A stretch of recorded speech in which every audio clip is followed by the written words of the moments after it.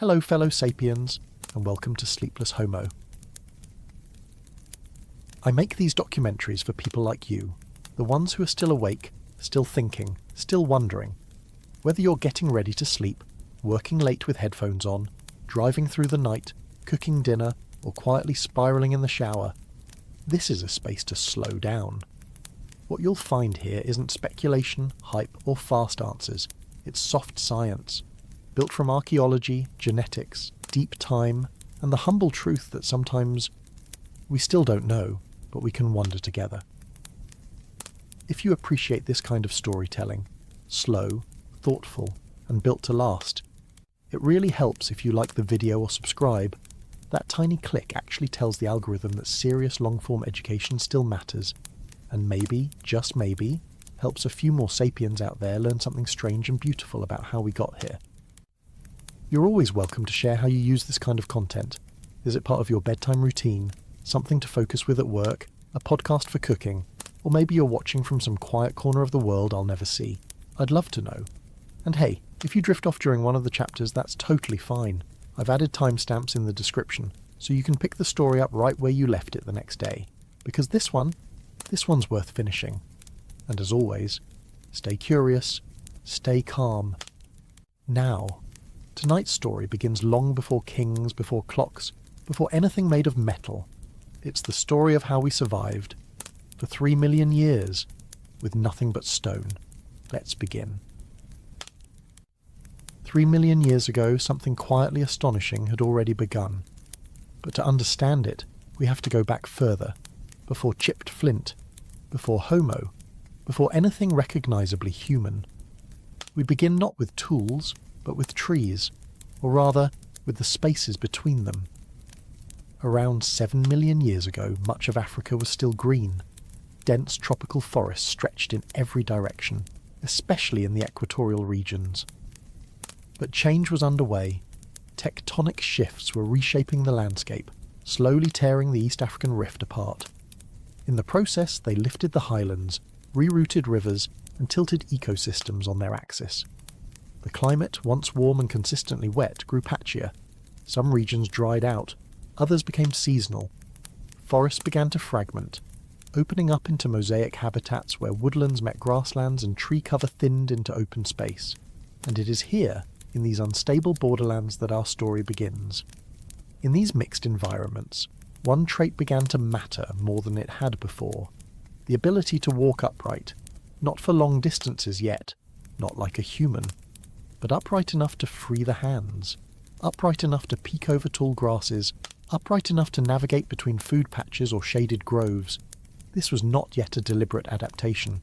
It was an advantage forged by circumstance, and it is in this backdrop that we meet some of the earliest candidates in our lineage.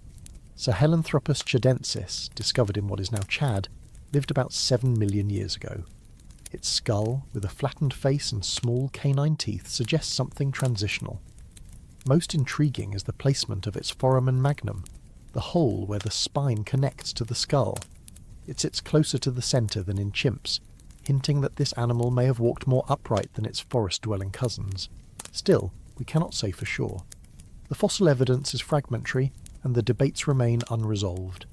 Slightly later comes Aurorin tuganensis, around 6 million years ago, found in Kenya. Here the evidence grows more compelling. A partial femur shows signs of weight-bearing similar to that of later bipedal apes. Aurorin likely moved both in trees and on the ground, transitioning between two worlds that were both fading and forming.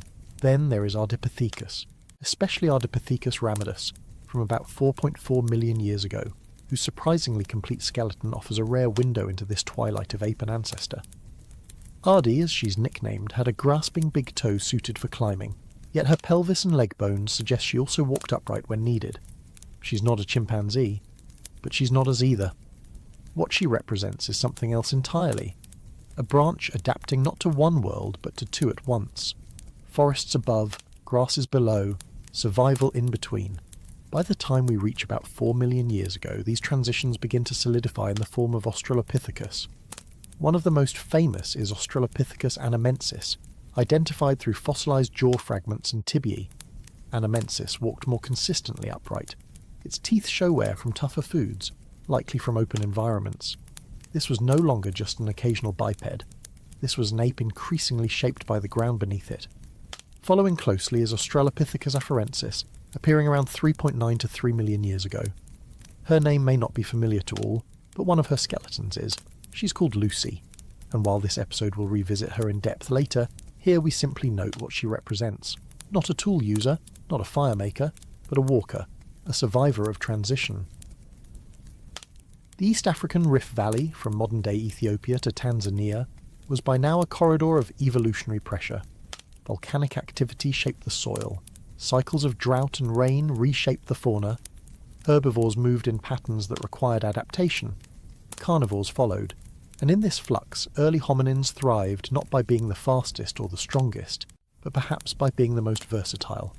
Bipedalism was not a destination. It was a compromise, a way to see above the grass without losing the trees, a way to carry what you could not afford to lose, a child, a root, a memory, while still being able to flee. But what made Africa ready for us was not just its shifting terrain. It was its complexity. These ancient landscapes forced problem-solving. They created distance between food sources, requiring planning and spatial memory. They exposed primates to seasonal shortages, demanding flexibility in diet. And perhaps, just perhaps, they fostered something harder to fossilize: social negotiation, cooperation, attention. The kind of mental adaptation that would later allow for culture, but that began with nothing more than the quiet, constant challenge of staying alive when nothing stayed the same. We do not have direct evidence for what these creatures thought or felt.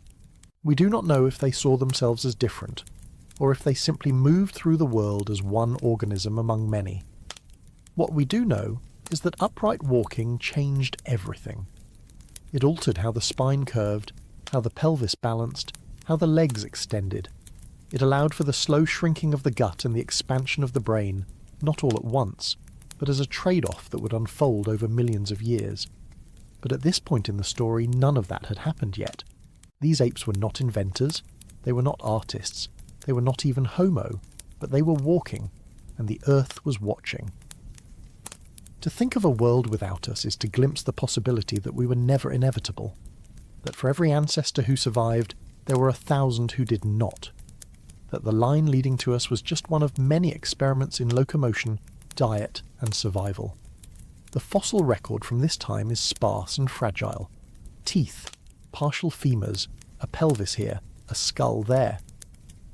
From these we piece together gait, posture, and possibility, but not certainty.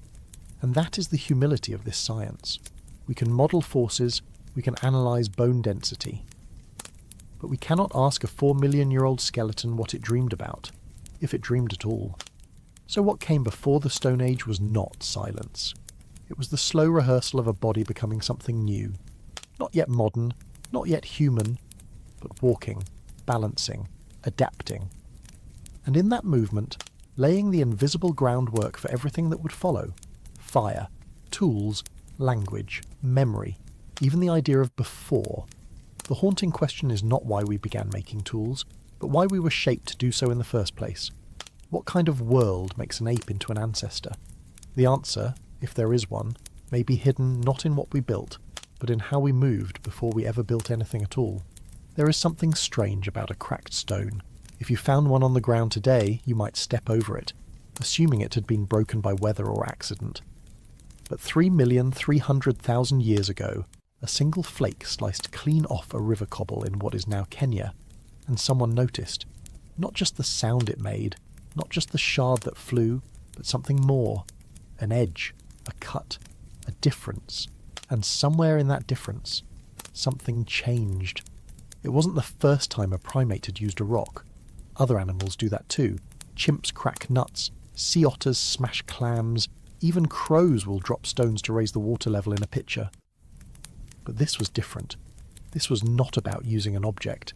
This was about altering one. We do not know the name of the being who did it. It may not have been human at all. The site at Lomekwi in northwestern Kenya, dated to about 3,300,000 years ago, contains what are now the earliest known deliberately modified stone tools. Not found in association with Homo habilis, the traditional first human, but instead from a time when only Australopithecus and a mysterious genus called Kenyanthropus seemed to have existed in the region. If these early apes made these tools, it changes the entire story. It means tool-making came before humanity, or at least before the genus Homo. The Lemequian tradition, as it is now called, includes large, heavy stone cores, sharp flakes struck from them, and even anvils. These were not randomly broken rocks. They show percussion angles and fracture patterns that indicate deliberate flaking. Someone, over and over, struck one stone with another until a cutting edge emerged. This was not instinct. It was technique. There is a common temptation to draw a line from this behaviour directly to us, to say that the one who struck that first flake must have been trying to become human. But that is not how evolution works. The being who flaked that stone likely had no more idea of what it meant than a chimp, today, understands the physics of a hammer. What mattered was that it worked, that it allowed access to something new. At nearby sites of similar age, butchered animal bones have been found, long bones with cut marks and percussion damage. Someone, or something, was removing flesh from carcasses, breaking bones for marrow, tapping into a calorie source that had previously been locked away behind thick hide and tougher luck. This was not yet hunting. It was likely scavenging. Waiting until large predators finished their meal, then stepping in to clean up what was left. But with stone, cleanup became surgery. A sharpened flake could deflesh a limb faster than teeth or claws, and over time, this new advantage added up. By 2,600,000 years ago, the pattern became more consistent. At sites like Gona in Ethiopia, we begin to find a new style of stone tool, smaller, more refined, and more standardized. This is the beginning of what is called the Oldowan tradition, named after discoveries at Olduvai Gorge in Tanzania. Unlike the heavy Lemequian cores, Oldowan tools are more efficient. They consist of flakes, cores, and hammer stones, but the technique is now clearly intentional. Flakes are struck off with precision. Edges are used and resharpened. Some tools were even transported far from where they were made, suggesting foresight. The creatures behind these tools were not just reacting to opportunity, they were preparing for it. Who were they? Fossil evidence suggests the first Oldowan tools may have been made by early Homo species, likely Homo habilis, but possibly even Homo rudolfensis, or late Australopithecines. The bones and the stones don't always show up together, so there is still debate. What is not debated is that something had changed. This was no longer opportunistic smashing. This was cognitive. The leap here wasn't just the sharpness of the tools, it was the sharpness of thought. You had to understand that a stone could be broken in a certain way, with a certain gesture, at a certain angle, to create a functional result. That understanding had to be shared, mimicked, passed on. It is possible that the first human culture was not language, not art, not fire, but flaking. The flake as an idea, the sharp edge as a memory. It's difficult to describe just how much cognitive load is required for this kind of action. Fracture mechanics must be observed and then repeated. You must know which stones to choose, how to hold them, how much force to apply, and then you must have the patience to do it again and again until you have a working tool. It is a strange kind of intelligence. Not the intelligence of speech or numbers, but of hands, of muscle memory, of intention without symbols. This is the intelligence that would eventually build everything else. But here, in the Oldowan, it is still raw, still experimental. One thing worth noting is that Oldowan tools were not wildly diverse. Unlike modern toolkits, which include dozens of specialized objects, early toolmakers seemed content with a small set of forms. Cores, flakes, choppers, that was enough, and for over 1 million years it would remain enough. This is what archaeologists call technological stasis. To our modern minds, it can feel like stagnation, but that is a projection. In reality, it may represent a stable solution, a technology that did exactly what it needed to do in the environments where these beings lived. Most of these early sites are still concentrated in East Africa, in the Rift Valley regions of modern-day Kenya, Tanzania, and Ethiopia. This is no coincidence. The rifting process exposed rich deposits of both stone and fossil, making preservation more likely. But it also shaped the landscapes in which these hominins lived. Forests and grasslands overlapped in complex mosaics, and water sources shifted with the seasons. In this variable environment, flexibility was survival. A stone tool could be used to butcher a carcass, dig up tubers, or even crack nuts. The uses multiplied as the brains behind them did, and perhaps that's the point. The tools didn't just help these beings survive, they helped shape the brains that would later build cathedrals and space probes. Tool use and brain development are tightly linked in human evolution. The more we shaped our tools, the more they shaped us. Neural pathways for grip, coordination, planning and social learning likely expanded with each generation that picked up a stone and made it sharper. But we must be careful not to romanticize it. These were not the first artists or philosophers. They were scavengers, opportunists, apes with a new trick. And yet, in that trick was the seed of everything else. A small act of fracture that made the world less random, that turned chance into choice. And the haunting question that lingers is this. What if it hadn't happened? What if the first flake had never flown? What if the mind behind that fracture had walked away instead? Would the world have waited for another 1,000,000 years? Or would the edge have never come at all? What does it mean to be human? It's a question that seems so large, so existential, that we often push it into philosophy or psychology, as if it were too fragile for fossil dust or flakes of ancient stone. But something changed between 2,500,000 and 1,900,000 years ago. Something so slow you might miss it entirely. And yet, when we look back across the strata of East Africa, when we kneel beside the bones and the butchered marks and the suddenly more capable hands, we can begin to feel the contour of a shift. Not a leap, not a revelation, but a becoming. A slow, uneven, partial emergence of a creature that would later give itself a name. Homo. It is tempting to say that Homo habilis was the first of us. But even that title, habilis, the handyman, is a name we gave after the fact. When Louis Leakey and colleagues announced their discovery in the early 1960s, it was not just a fossil, it was a story. The idea that humans had begun not with size or speech, but with craftsmanship. And yet, Homo habilis was not a master craftsman.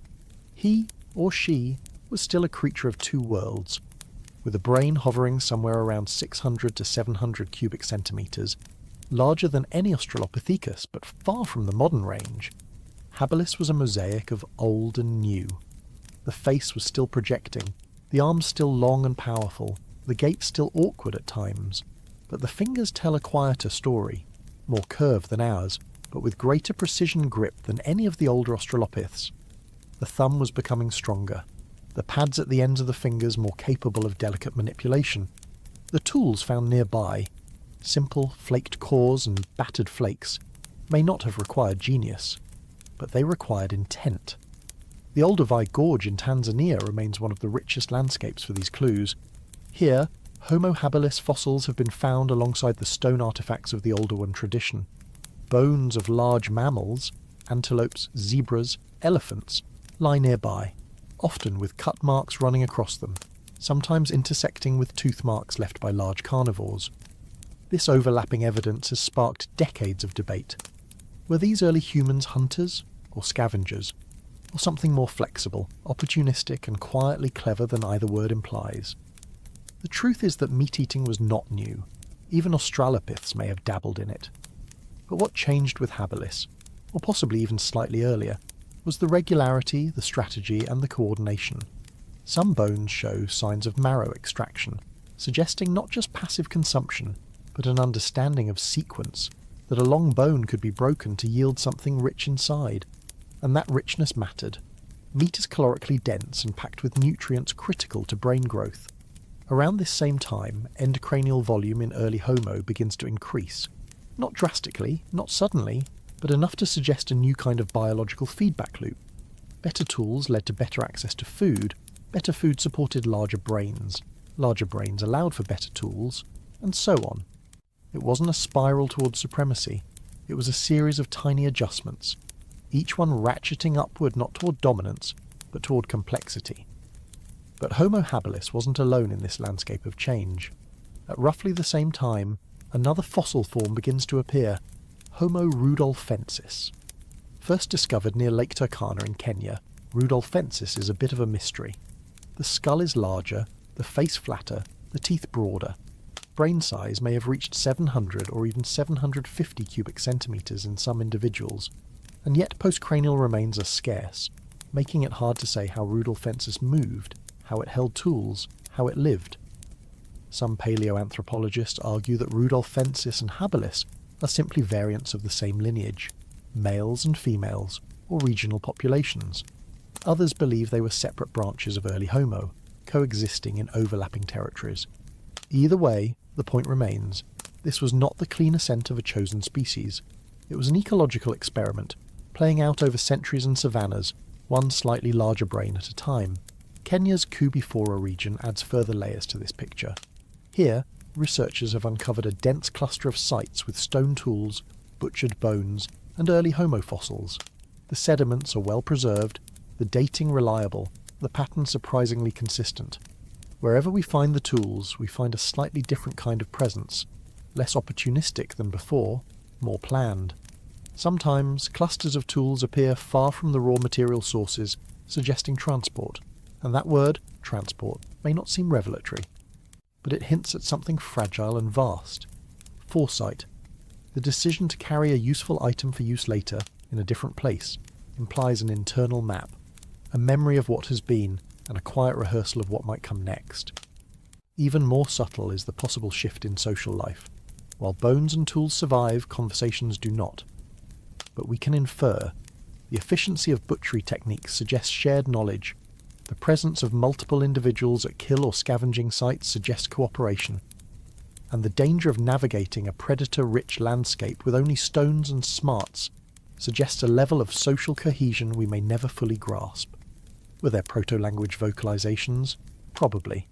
Were they naming things, planning hunts, or just sharing emotion, fear, excitement, hunger, in a kind of tonal communion? We do not know, and that's the point. Science is not here to fill in the gaps with stories.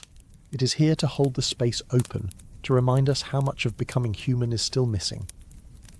The Rift Valley itself shaped much of this evolution. Tectonic shifts created lakes and exposed sediments. Volcanic ash preserved traces in ways few other regions could. And the patchwork landscape, alternating between grasslands, brush and wooded margins, may have provided the selective pressures necessary for flexibility. In this unstable mosaic, adaptability was survival. The earliest Homo species were not specialists. They were generalists with good hands, decent memory, and a willingness to change. That might be the most human trait of all. By the end of this period, something fundamental had occurred. We were still small, still quiet, still scattered across a few valleys in East Africa. But we had crossed a line we could not uncross, not just anatomically, cognitively, behaviourally. We had begun to shape the world outside our bodies with intention, and once that starts, it doesn't stop. Each flake broken from a cobble, each bone stripped a little cleaner, each memory passed on in gestures, grunts, or silence. This was the real revolution. It just didn't look like one. So what makes a human human enough? Is it a bigger brain, a better grip, the taste for marrow, the cautious sharing of meat beneath a tree while the lions still circle? Maybe it's none of those things alone. Maybe it's the moment a primate breaks a rock and something shifts. Not just in the stone, but in the mind that broke it. Not all at once, not everywhere, but enough to begin the long rehearsal for everything that would follow, and enough perhaps to suggest that becoming human was never about being finished. It was about never being finished at all. How did a creature born in Africa end up walking into Asia? It wasn't destiny. It wasn't even curiosity, at least not in the modern sense. No maps, no plans, no one writing a journal about the adventure. Just feet, walking, slowly, one valley at a time. But sometime between 1,900,000 and 1,200,000 years ago, a species of human emerged that didn't just adapt to its environment, it moved beyond it. And when it did, it became something new. Taller, leaner, quieter, more enduring. This was Homo erectus. And it was the first of our kind to leave the continent where all of us began. Homo erectus appears in the fossil record like a whisper gaining momentum. The earliest remains are found in East Africa, sites like Kubifora in Kenya and Olduvai Gorge in Tanzania. These early individuals had something that previous humans did not. Their limbs were longer, more proportioned like ours. The pelvis was narrower, more efficient for upright walking over long distances. The feet, solid and arched, could absorb the shock of step after step. This was not the awkward stride of Australopithecus, or the still limited gait of Homo habilis. This was a skeleton built to travel, not in bursts but in endurance. Homo erectus didn't sprint across continents, it simply didn't stop walking. The brain was larger too, often approaching 900 cubic centimetres in early specimens and eventually growing beyond 1,000. But this wasn't just about thinking, it was about coordination, memory, and response. Moving into new environments meant dealing with change, different animals, different plants, colder nights, thinner air. Homo erectus didn't invent new technology overnight to solve these problems, but it survived them, and survival, across that scale of space and time, is its own kind of genius. One of the most revealing sites is in Georgia, near the small town of Dmanisi. Here, in sediments dated to around 1,800,000 years ago, researchers uncovered a remarkable collection of fossils. Not just a skull or two, but nearly complete individuals, 4 or 5 of them, preserved in what was once a stream bed. The Dmanisi hominins had small brains by erectus standards, some as low as 600 cubic centimetres, but they had the same body plan: slender legs, human-like feet, and simple stone tools, not unlike the older one flakes and cores found in Africa. This was no flash of genius, just a steady expansion. The Dmanisi site tells us something profound, that leaving Africa didn't require complexity, it required capacity. The capacity to endure, to adapt, and to keep moving, even when no one had ever gone that way before. From Georgia, the trail extends east, much further east. In northern China, at a site called Nihewan Basin, archaeologists have uncovered stone tools, simple flakes, but unmistakably modified, that date back at least 1,600,000 years. Further south, in Java, Indonesia, Homo erectus fossils appear in layers more than 1,500,000 years old. How did they get there? Likely by island hopping across what we now call Sunderland, a vast stretch of lowland that was at the time exposed by lower sea levels. It wasn't a single journey, it was generations of quiet migration. Rivers followed, game pursued, hills crested and forgotten, and across it all the steady erosion of boundaries. What had once been a local species became a continental one. The tools that travelled with them were still simple, mostly flakes and chopping implements, more older one than anything else. No dramatic breakthroughs, no sudden revolutions, but they worked. And in places like Bose Basin in southern China, hammerstones and anvils have been found alongside butchered animal bones, suggesting that Homo erectus was not merely passing through. It was settling, processing, and perhaps even thriving. Climate helped. The early Pleistocene was a time of fluctuating temperatures, but also of opportunities. As the African Rift Valley shifted, as savannas expanded and contracted, new corridors opened. Grasslands stretched north into the Levant and eastward into Persia and beyond. Forests receded, wooded pockets remained, and into this patchwork stepped a species that could handle both shade and sun. Homo erectus was not a specialist. It was a generalist. It didn't need a single niche. It made do with many. One of the more haunting reminders of this expansion is not a fossil, but a footprint. In northern Kenya, at a place called Illoret, paleontologists found a series of human-like tracks preserved in hardened mud. These are not the splayed, tentative prints of early hominins. These are tracks that look, to the untrained eye, like our own. Aligned toes, arched steps, a stride that suggests upright, confident walking. They were left by Homo erectus nearly 1,500,000 years ago, and they show something more than just movement. They show direction. But why? Why leave Africa at all? Not for conquest, not for curiosity in the conscious sense. Most likely the expansion was ecological. As resources shifted, as animals migrated, early humans followed. Water sources changed, plant distributions altered, and the groups that had the ability to keep moving were the ones that survived. It was not a heroic journey, it was a demographic one. Some stayed, some left. Those who left footprints across half the planet. There are still mysteries. Why are some Homo erectus skulls found with so much variability in brain size? Were there multiple regional populations? Is the term erectus even sufficient to describe all the different forms from Java, China, and Central Asia? Some researchers argue for regional subspecies, others propose even deeper splits. But whatever the taxonomic labels, the pattern holds. By 1,200,000 years ago, humans had done something no primate had done before. They had become a global animal. This wasn't a story of progress. There were limits. The tools remained basic for nearly another million years. There is no widespread evidence of shelters or organised hunting.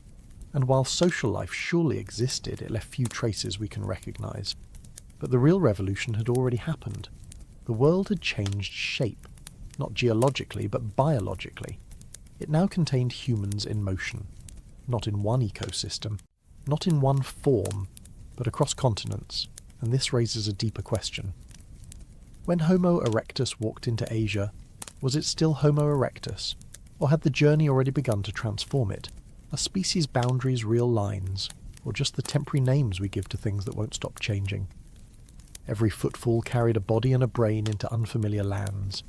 Every new valley posed a challenge, and every generation born far from the rift carried a slightly different map in its bones. We are often told that humanity began in Africa, and that is true, but just as true is this: humanity began again in Georgia, in China, in Indonesia, not because the species changed, but because the context did. And as the bones of Homo erectus lie scattered from the banks of the Black Sea to the equatorial jungles of Java, they whisper a quiet truth. We are not from one place. We are from many. We are the descendants of a species that once walked into the unknown without knowing it was doing anything remarkable at all. The journey was not about destination. It was about continuation. And maybe that is what it means to be human. To keep moving, even when you don't know what you'll find. To leave the warmth of the familiar and step into landscapes no one has named yet. To walk, not toward glory, but simply because the world is large, and your legs are strong, and the path ahead is still open. Why did a species with no cities, no writing, and no rulers spend over 1 million years shaping rocks into perfect teardrops? The Acheulean hand axe is one of the most persistent objects in the human story. First appearing around 1,800,000 years ago and continuing, remarkably, into the late Middle Pleistocene. These tools are so ubiquitous and consistent that some archaeologists have called them the first true artefact of design. From the banks of the Thames to the open plains of the Rift Valley, from India's Soane Valley to the edges of Iberia, the hand axe is there, pointed, symmetrical, and unmistakably human. And what makes it even stranger is this: it didn't change very much for over 1 million years. To understand the hand axe is to understand a shift in how early humans began interacting with their environment, not just reacting to it, but reshaping it with intention. The Acheulean industry, as it's now called, followed the earlier older one tradition of simple flake tools. But unlike those expedient one-off flakes, Acheulean tools required planning. Shaping a good hand axe isn't just about bashing a rock until something sharp appears. It's about visualizing a shape inside the stone before you even begin. That alone tells us something. Whoever made these tools could hold an idea in their mind, not a vague instinct, but a pattern, and then bring it into being, one strike at a time. The earliest examples of hand axes come from East Africa, especially sites like Kokisele in Kenya and Konso in Ethiopia. At first, these tools were rougher, larger, often ovate or elongated. But over time, a strange thing happened. The shape began to converge. By around 1,200,000 years ago, across multiple regions, we start to see hand axes with a consistent outline, ovate bases tapering to a point, thin bifacial flaking, balanced symmetry. This wasn't random. It looked like tradition. But whose tradition? Most scholars associate the Acheulean with Homo erectus, and in later cases, with other large-brained Homo species across the Old World. Whoever the makers were, they seemed to agree, over immense spans of time and space, that this was the right way to make a tool. And that brings us to one of the more eerie mysteries of this technology. The hand axe spread almost globally, but without innovation. It was perfected, then preserved. Imagine a single design being passed from generation to generation for over 1 million years. In our modern world, where styles shift in weeks and devices become obsolete in months, that kind of continuity feels impossible. Why did it last so long? One theory is simply that it worked. A good hand axe is an incredibly versatile tool. You can butcher a carcass, scrape hides, dig roots, chop wood. You can use it as a knife, a wedge, even a throwing object in desperation. But efficiency alone doesn't fully explain the persistence of form. Some archaeologists suspect the hand axe was more than just a tool. It may have been a teaching object, a way to demonstrate knowledge, a way for one hominin to show another how to think. There's also something almost aesthetic about the best Acheulean hand axes. At sites like Boxgrove in England or Kalambo Falls in Zambia, some tools show a precision that seems unnecessary for mere utility. Perfect bilateral symmetry, smooth surfaces, balanced weight. These weren't just sharp rocks, they were crafted with care. Some have suggested they may have had a social or even sexual signalling role, like peacock feathers in stone. Others think the symmetry was a side effect of better napping skills. Those who flaked better simply produced more balanced tools. The truth is, we don't know. What we do know is that the design mattered enough to preserve. It also mattered enough to teach. Acheulean tools require skill to produce, and that skill isn't easily invented from scratch. It has to be learned, refined, passed down. This implies some form of teaching behaviour, possibly imitation, perhaps demonstration, maybe even something closer to structured guidance. But again, the evidence is indirect. What we see in the stones is consistency. And consistency over generations means culture.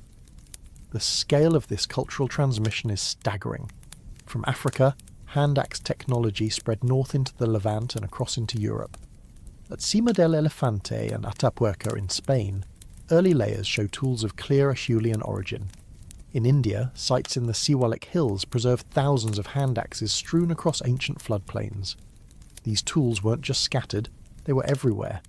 And while the shapes varied slightly by region and time, the core idea endured. A bifacial tool pointed at one end, grippable at the other, flaked with skill. And yet, despite this sophistication, there's no sign that Acheulean toolmakers crossed a symbolic threshold. There are no carvings, no beads, no decorations, just function, refined over eons. This raises a quiet tension in how we think about early humans. We often equate intelligence with novelty, the constant invention of new forms. But what if the deepest form of intelligence was conservation? The careful keeping of what works, and the humility to not reinvent it unless necessary. Over 1 million years is not a footnote in our species' history. It's most of it. For the vast majority of our time on Earth, we lived in small groups, used stone tools shaped by hand, and passed those techniques through generations without writing, without schools, without monuments. The hand axe may not tell us what these hominins thought, but it tells us that they thought, that they remembered, that they had patience. There's also an elegance to the fact that this object, so basic in form, became the first global design. Before the wheel, before the plough, before the temple or the tablet or the city, there was the hand axe, and not just one. Millions of them, strewn across deserts, forests, riverbanks and caves. A silent language of stone, speaking across species and centuries. Eventually, of course, the Acheulean would fade. New technologies would emerge. New species would appear. But for a very long time, that pointed teardrop was the signature of human presence. It's worth asking, how many of our own tools will last 1 million years? How many of our designs are worth preserving not for a season, but for an epoch? The haunting question is not whether the hand axe was the best tool ever made. It's whether it marked the first time a human looked at the world and said, "This shape matters," and then passed that idea on, again and again, until it became not just a habit, but a memory in stone. What happens when an animal brings the sky to the ground? For almost the entire history of life on Earth, fire was something to fear.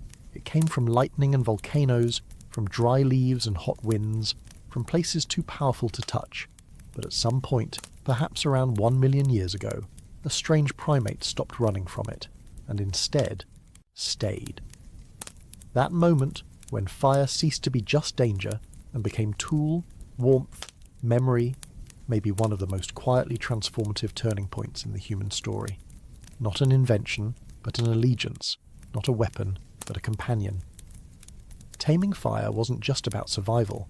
It was about control, over time, over energy, and maybe over each other. Let's start with what we think we know. One of the oldest and most debated pieces of evidence for controlled fire use comes from Wonderwerk Cave in South Africa. Inside its ancient sediment layers, dating back close to 1 million years ago, researchers have found charred bones and burned plant material scattered across what appears to be an intact habitation layer. This matters. Natural fires rarely burn deep inside caves. So if these ashes belong to that time and aren't just later contaminants, then someone somewhere carried fire into the dark. But there's a catch.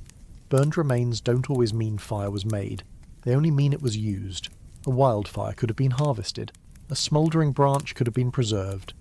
For decades, archaeologists have debated the difference between fire presence and fire control. The earliest hearths, structures built to contain and manage flame, don't become widespread until closer to 400,000 years ago. At sites like Beech's Pit in England or Kesem Cave in Israel, we begin to see ash layers, burned bone concentrations, and even charcoal deposits that suggest repeated use. These weren't just one-off campfires, they were part of the rhythm. Still, the origins go deeper. In fact, even before fire was reliably controlled, it may have been socially valued. Some researchers suggest that fire gathering, the ability to find and protect embers from lightning strikes or forest burns, could have become a specialised role in early groups. Keeping fire alive, without knowing how to start it, might have been one of our first communal responsibilities. A shared dependency. Because when you lose fire in a cold night, you lose more than heat. You lose protection, light, a cooking source, and perhaps even the emotional heart of your group. And cooking, as it turns out, changed everything. Raw meat is hard to digest. Tubers and roots are fibrous and often toxic until heated. But once food is cooked, energy becomes more accessible. Digestion becomes easier. Parasites are reduced. Some anthropologists argue that the adoption of cooking, even sporadic at first, led to major physiological shifts: shorter guts, smaller teeth, larger brains, bodies that adapted to an external stomach. Fire allowed us to outsource digestion, and that freed up energy elsewhere. But food was only part of the story. Fire kept predators at bay. The flicker of flame and scent of smoke may have turned away lions, hyenas, even snakes.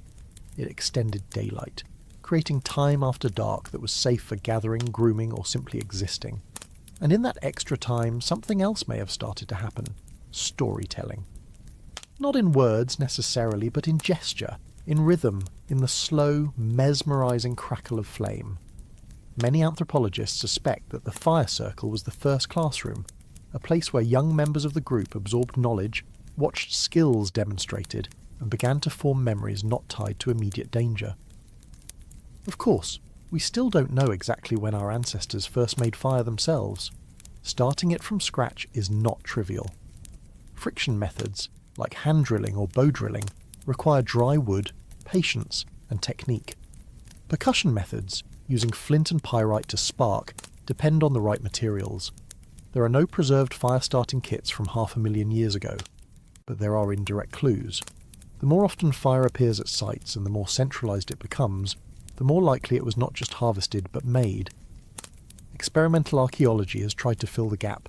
By recreating ancient conditions, researchers have shown that certain species of Homo likely had the strength, dexterity and coordination to produce fire with stone tools and plant tinder. In particular, the ability to strike sparks from iron-rich rocks onto dried grass bundles has been demonstrated with Stone Age materials. The act itself isn't magic, but the leap it represents is. Because once fire is yours, time shifts. You can soften hides, warm infants, roast marrow, harden wooden spear tips, even boil plants for medicine. You can live in colder places, stay out longer at night, sleep deeper, knowing predators are less bold. You can gather, not just for necessity, but for ritual, for warmth, for presence. In a way, fire did not just extend the day, it extended the mind. By 400,000 years ago, this new pattern of living with fire becomes increasingly visible in the archaeological record. At Terre Amata in France, ancient hearths show signs of structured activity. At Gesher Benot Yaakov in Israel, charred seeds and nutshells suggest deliberate fuel choices. And at Schöningen in Germany, wooden spears found near fire residues point to hunting technology that may have been thermally treated to improve performance. These weren't accidents, they were strategies. But fire, like most of our turning points, was a slow revolution. There was no single moment when the sky came down and stayed. More likely, it came and went for hundreds of thousands of years. It flared, flickered, disappeared, returned. Different groups may have mastered it independently. Others may have watched from the darkness. Even today, in some traditional societies, fire is still a thing that is passed down, not just as flame, but as knowledge, a spark kept alive by teaching. And that's the haunting part. Fire didn't evolve, it didn't plan. But somehow, through luck or stubbornness or quiet genius, our ancestors entered into a partnership with it, one that reshaped our biology, our ecology, our emotions, and our nights. Even now, we build cities of artificial light to mimic the comfort of the hearth. We name stars after gods, build temples of steel, chase energy in fossil flames, all echoes of that first ember. No matter how modern we become, there is still something about fire that draws us in. Not because it is useful, but because it is alive. It moves, breathes, dances, consumes. And in taming it, perhaps we learn the first truth of all technologies, that power must be tended, not just possessed. So the question isn't when we first used fire, it's when we decided to keep it. Not as a lucky strike, but as a way of life. That decision, to preserve the spark, may have been the first time we chose the future over the present. A small act of hope, a silent promise, a memory that flickers still inside the human mind. And maybe that's the real secret. Not the fire itself, but the decision to sit beside it, to watch it, feed it, shape our lives around it. Because once you begin to live with flame, you start making choices differently. You stay in one place a little longer, you return to the same shelter because the ash ring is still there. You dig a little deeper for roots you know will soften in heat. Even if you don't know how to make the fire yet, you know how to carry it. A smouldering log wrapped in damp bark, a coal hidden in dry dung, a glowing bundle held in trembling hands, and over time, the presence of fire isn't just practical, it's expected. The young gather around it without being told, the old lean closer to it on cold mornings. It becomes part of the rhythm. A soft, flickering centre, and in that glow, perhaps for the first time, life feels different. Not just survival, but belonging. A pattern forming in the dark. Because from here on out, our story will be different. The night will never again be fully dark, and every step we take, every new tool, every migration, every memory passed down, will carry the scent of smoke. For most of our deep past, humans were regional whispers, small bands shaped by wind and hunger, moving through landscapes that changed faster than languages could form. But something shifted around 700,000 years ago. A new kind of hominin began appearing across Africa, into Europe, and eventually stretching east into parts of Asia. We call them Homo heidelbergensis, though the name does more to comfort our need for labels than to reflect the full variation of what was happening. This wasn't a single population wearing identical bones. It was a wide, adaptable, experimental creature, one that may have already started imagining shapes before they existed, even if only for a moment. What makes this group so difficult to define is also what makes them extraordinary. From one fossil to the next, you get a flicker of something just on the edge of recognition. A thicker brow ridge, a more modern jaw, a broader body for colder climates, or a more delicate frame that still whispers Africa. Their brain size hovered close to modern ranges, but it wasn't just about volume. It was about what those brains were doing. These hominins didn't just survive, they engineered. At the site of Schöningen in what is now Germany, archaeologists unearthed wooden spears. Straight, balanced, pointed at both ends. They were shaped with care, likely thrown with skill, and dated to over 400,000 years ago. Wood rarely survives the deep past, but here it did, giving us one of the most intimate glimpses into ancient minds we've ever found. These weren't simple sticks.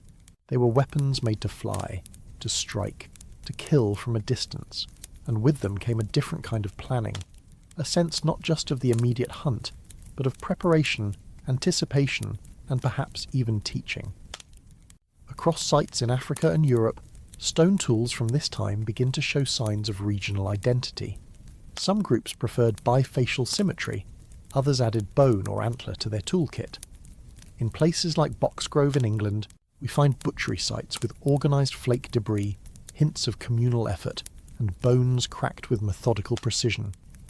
In northern Spain, sites like Atapuerca suggest deliberate corpse deposition, though whether ritual or sanitation, we cannot say. And in the Central African basin, tools show tropical adaptations, still sharp, still human, but fitted to a world of rainforest shadows rather than windswept plains. What unites all of these populations is a growing complexity not just in tools but in behaviour. Repeated site use, durable shelters, and possible seasonal return patterns begin to suggest memory. Maybe not language as we know it, but communication rich enough to coordinate hunts, raise offspring, and perhaps mourn the dead in silence. The archaeological record doesn't give us speeches, but it gives us spears, shaped with hands that had stories. And then there's the question of destiny. Because this wide and variable lineage didn't remain as one, in different regions it fractured. Some gave rise to other now extinct hominins. Others may have vanished into the quiet extinction that claims most species, and in a few cases, without knowing what they were becoming, they lit the fuse for what would one day be called human. They were not us, but they were building the scaffold. So what makes a species ready to branch? To turn one lineage into many? Is it the pressure of climate, the isolation of distance, the chaos of survival? Or is it the quiet momentum of change, a series of small choices that accumulate until they're irreversible? Maybe the species didn't plan to split. Maybe it just happened. Maybe it always does. And if you had met one of them, a tall figure on a foggy steppe, spear in hand, teeth stained from root and marrow, would you have seen an ancestor? Or just a stranger who knew how to aim? It's tempting to draw a straight line between them and us, as if Homo heidelbergensis was simply a halfway point on the road to modernity. But nature rarely sketches in clean lines. Evolution, especially human evolution, is not a ladder. It's a tangle of paths, many of which go nowhere. And when we look closely at the fossil record from this time, what we see isn't a single emerging species marching forward. We see a constellation of hominins spread across continents, each facing their own climates, predators, and challenges, each adapting in ways that might make perfect sense to them, but leave us guessing across the ages. The heidelbergensis populations in Africa show traits leaning more modern: lighter skulls, flatter faces, rounded brain cases. Meanwhile, their cousins in Europe often appear more robust, more cold-adapted, with thick brow ridges and wide nasal apertures. Some may have already begun the long physiological adjustment to Ice Age winters, while others stayed in equatorial zones where heat and rainfall demanded very different survival strategies. And in Asia, the few fossils we have suggest yet another variation, one we still don't fully understand. It's possible that some of these eastern groups were not heidelbergensis at all, but descendants of earlier migrations still evolving on their own terms. The further we look, the more the edges blur. Even their tools reflect this diversity. In some areas, hand axes remain dominant, refined and symmetrical with almost obsessive care.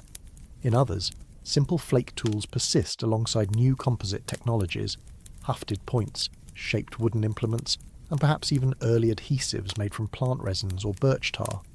These innovations don't happen all at once or in all places. They emerge slowly, re-emerge, vanish, and evolve again. The archaeological record isn't a timeline, it's a palimpsest. Layers of memory written over, interrupted and sometimes erased entirely. What does seem consistent is the growing capacity for planning beyond the moment. At sites like Gesher Benot Yaakov in Israel, we find evidence of repeated fire use and possible food processing areas, including clusters of burnt plant remains. At Terra Amata in southern France, what may be post holes suggest structures built to shelter from wind and rain. These are traces not just of reaction, but of foresight, temporary homes, managed landscapes, social space, and always that sense of cooperation. Homo heidelbergensis was big. Many individuals stood over 6 feet tall and had powerful builds, particularly in colder regions. Their size hints at high-calorie demands, especially in seasonal environments where food availability would fluctuate dramatically. Meeting those needs almost certainly required coordinated hunting. Not just opportunistic scavenging, but the ability to track, ambush, and divide labour. The kind of planning that rewards trust and punishes betrayal. We cannot know how they spoke, if they did, but we can feel the presence of shared knowledge in the way their tools repeat and evolve. A child learning to shape a core in the shadow of a parent. A technique passed from one valley to another, carried not by mutation, but by memory. culture in its quiet, slow-brewing form. And maybe this is why Homo heidelbergensis matters so much. Not because they were the first to think, or the first to speak, or the first to bury or build, but because they stood at the edge of a precipice, holding in their bodies the potential to become something else entirely. In them, we see the moment when humanity became plural, not a single species, but many. Not one future, but several, radiating outward like sparks from a fire that no one yet knew how to light. They were a threshold species, and they didn't know it, which makes you wonder, what thresholds are we standing on now, completely unaware? What happens when humans get trapped with time? Not stranded for days or seasons, but for millennia. Not isolated by accident, but by oceans. It turns out the rules of biology do not care who you are. When a species enters an island, it begins to change. This is not myth. It is not theory. It is math. Large animals tend to get smaller. Small animals tend to get larger. Food is limited. Predators are few. Generations pass. And slowly, something strange happens. Your body forgets the mainland. Evolution trims the edges. Limbs shorten. Brains shift. The island rewrites the blueprint. And in a few thousand years, you're something new. Not broken. Not less. Just smaller. Stranger. Singular. Somewhere between 1 million and 50,000 years ago, this happened to us. Or at least to some of us. The discovery came from a cave on the island of Flores in Indonesia, buried beneath layers of ash and time. It was the year 2003 when researchers uncovered a nearly complete hominin skeleton. She was small, barely 1 meter tall. Her skull was unlike anything seen before, and yet it was human, a different kind of human. She would come to be known as LB1, or more famously the Hobbit. This was not just a short Homo erectus. This was a separate branch, an evolutionary experiment hidden from the world. The remains were found at Liangbua Cave, a cool, protected chamber carved into the volcanic highlands. Inside were stone tools, animal bones, and signs of long-term use. Some of the tools were surprisingly advanced. Small, sharp, flaked stones used for cutting or shaping. But the surprise was not just the tools, it was who had made them. Homo floresiensis had a brain size of around 400 cubic centimetres, smaller than a chimpanzee's, and yet they made tools, butchered animals, and likely hunted the local pygmy stegodon, a dwarf elephant species also sculpted by island evolution. They may have even controlled fire. We do not know for certain. But whatever they were doing it for a very long time. Fossils and tools suggest they may have lived on Flores for hundreds of thousands of years, possibly even coexisting briefly with Homo sapiens before vanishing into the quiet of extinction. To the north, another island held another secret. In the Philippines, deep inside Callao Cave on the island of Luzon, a few small teeth and bone fragments were found in 2007. At first, they seemed too fragmentary to tell much, but as more material emerged, a pattern appeared. These remains, dated to at least 67,000 years ago, belonged to yet another species, Homo luzonensis. Like the Flores hominins, they were small, unique, and unlike anything found on the mainland. Their molars were unusually small, their finger bones curved like those of tree dwellers, and their anatomy seemed to blend primitive and advanced traits in strange mosaic ways. Homo luzonensis may have descended from early Homo erectus migrants who became isolated on Luzon, or they may reflect a more ancient lineage entirely. Either way, they represent yet another forgotten experiment, a human species that adapted in complete ecological isolation, in a world that shaped them like coral shaped by the current. And this is where the island rule becomes more than biology, it becomes philosophical. These were humans who evolved differently not because of divine spark or advanced cognition, but because of where they ended up. Their story was not driven by conquest or invention, but by geography, by the quiet, indifferent role of tectonic plates and sea levels. They were not reaching for the stars, they were surviving inside a boundary they could not escape. Even more humbling is how little brain size seems to have mattered. For centuries we assumed cognition scaled with volume, that a small brain meant a small mind. But the tools of Flores, and the dexterity implied in the Luzon fossils suggest otherwise. These humans, if we still use that word, were doing things we once thought required a certain cranial threshold. But maybe it was never about brain size. Maybe it was about time, about culture, about copying and learning and adapting in a feedback loop that does not require genius, only patience. And if that's true, then what else have we missed? What other humans slipped through the cracks of our assumptions, their bones dissolved or undiscovered beneath a jungle floor or a coral reef shelf? How many stories ended without a witness, without a fossil? We name species from molars and toe bones, but entire civilizations may have flickered and vanished without leaving a single stone tool in reach of our shovels. Today, Homo floresiensis and Homo luzonensis are both extinct. No one knows exactly when or why they disappeared. Rising seas may have cut them off further. Disease or volcanic eruptions may have ended them. Or perhaps contact with a more invasive cousin, Homo sapiens, led to their quiet erasure. But the truth is, we do not know. And in that not knowing, we are reminded again that this story is still being written. Because if humans could evolve on Flores and Luzon, and perhaps other islands we have not yet dug deep enough to reach, then we must ask, how many versions of us were there? How many experiments did evolution run in parallel before leaving only one survivor?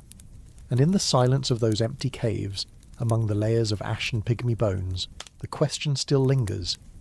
If they were human enough to make tools, to hunt, to gather, to maybe speak, were they also human enough to wonder what came before them? Did they ever look to the ocean and dream of where they had come from? We will probably never know. But maybe that's the point. That not all stories leave echoes. Some humans were simply brief, beautiful, and lost to time. Did Neanderthals have a soul? It's the kind of question that sounds poetic, maybe even a little dramatic. But somewhere beneath the sentiment is a real scientific challenge. Because if by soul we mean the ability to symbolize, to grieve, to imagine something not physically present, then the search becomes archaeological. It becomes about pigments, patterns, and quiet arrangements in the dark. And between 400,000 and 40,000 years ago, there was a species in Europe, the Near East, and parts of Asia that seems to have been doing exactly that. Their bones were thick, their brows were heavy, their tools were flaked by practiced hands, and somewhere along the way, something strange began to appear in the archaeological record. Not just survival, but symbol. For much of the 20th century, Neanderthals were portrayed as dull, a sideline in the human story, stocky, slow, without the spark of modern cognition. But the evidence did not care about the bias. It kept showing up anyway. At La Chapelle-aux-Saints in France, a Neanderthal body was found carefully positioned in a shallow grave. Its flexed limbs, missing predator marks, and associated stone tools suggested intentional burial. Not just disposal, but attention. Later discoveries at sites like Shanidar in Iraqi Kurdistan reinforced the idea. One skeleton, Shanidar 4, was found with pollen grains from colourful flowers embedded in the sediment, leading some to argue for a ritual or memorial act. Though the flower interpretation remains debated, the care in the burial itself has not been so easily dismissed, and burials were only the beginning. In multiple Neanderthal sites across Europe, researchers began to find traces of pigment. Not smeared randomly, but collected, stored, and sometimes applied to surfaces or to bodies. Red ochre, rich in iron, appears again and again. Sometimes it was scraped into powder, sometimes it was stored in shells or lumps. In one case, at Cueva de los Aviones in Spain, Neanderthal-made perforated shells contained pigment mixtures. Some even show wear patterns consistent with being strung together, possibly as beads, not tools, not food, decoration, symbol. Even bones became a canvas. At Grotte du Rhin, a site in France dated to around 50,000 years ago, researchers found an assemblage of Neanderthal tools alongside personal ornaments, pierced animal teeth, ivory rings and grooved bones. Though some debate still surrounds the context of these finds, the possibility remains that Neanderthal were engaging in behaviours long considered exclusive to Homo sapiens. And it gets weirder.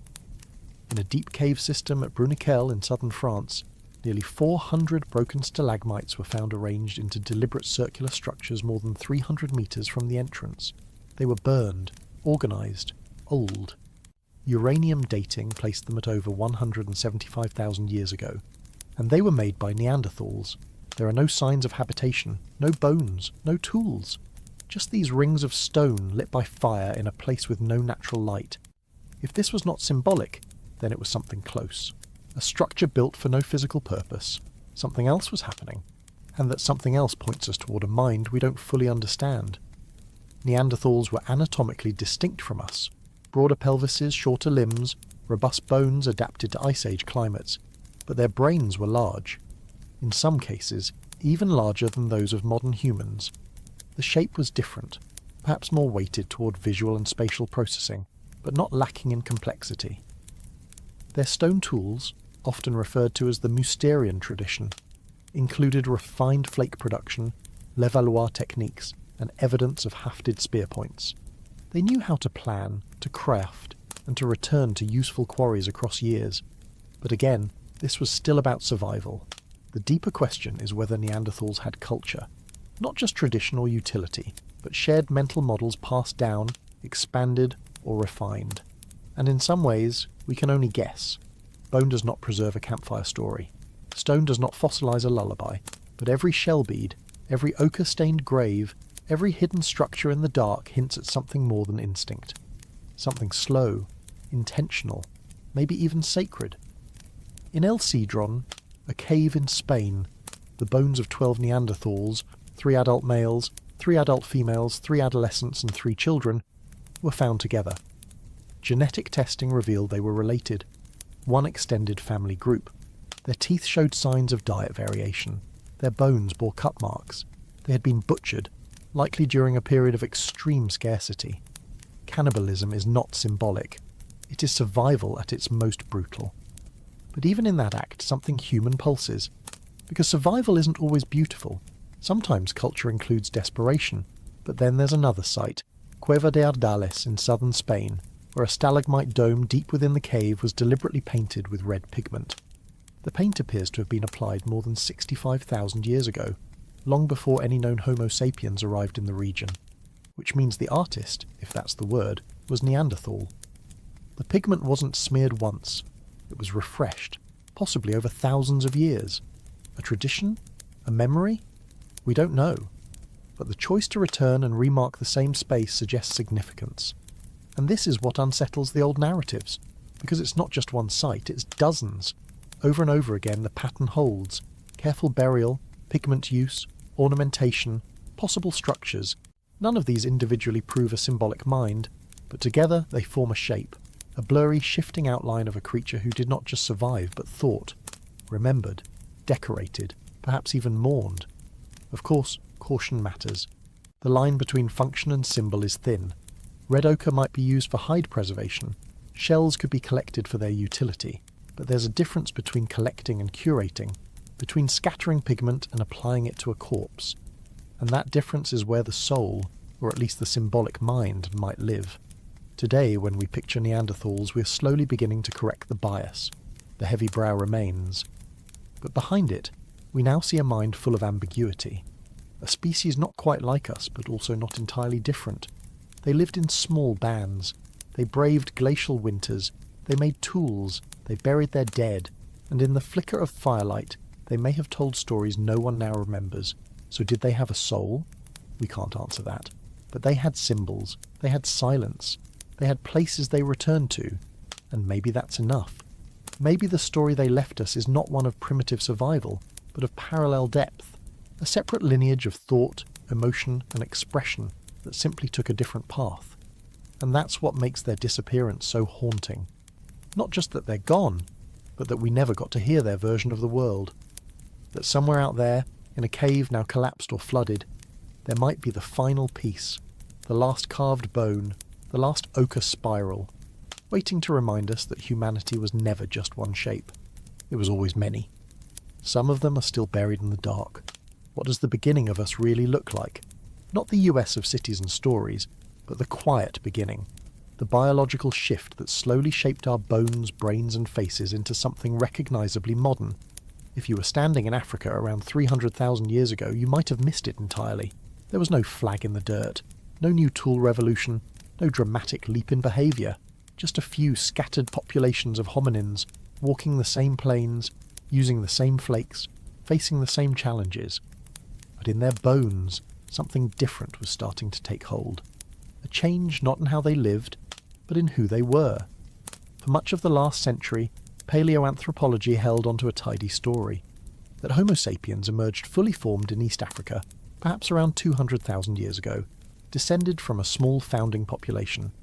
That model still echoes in textbooks, but the fossils did not always agree. In the Moroccan desert near a place called Jebel Erhoud, archaeologists uncovered a set of remains that didn't fit the script. A partial skull, some jaw fragments, tools, burnt flint. At first, the site was thought to be maybe 40,000 years old. Then, with new thermoluminescence dating of the flint, the age was pushed back dramatically. The layers were nearly 315,000 years old. And the bones, they looked familiar. Not entirely modern, but close. The brow ridge was strong, the face tucked in. The brain case, though, was elongated, more archaic. Still, the features sat within the expected range of early Homo sapiens, which meant that the story of us needed to begin earlier, and not just earlier, broader. Because Jebel Erhoud is in northwest Africa, far from the rift valleys traditionally seen as our cradle. A similar challenge emerged from Omo Kibish, a site near the Omo River in Ethiopia. There, a skull known as Omo I was found within layers of volcanic ash.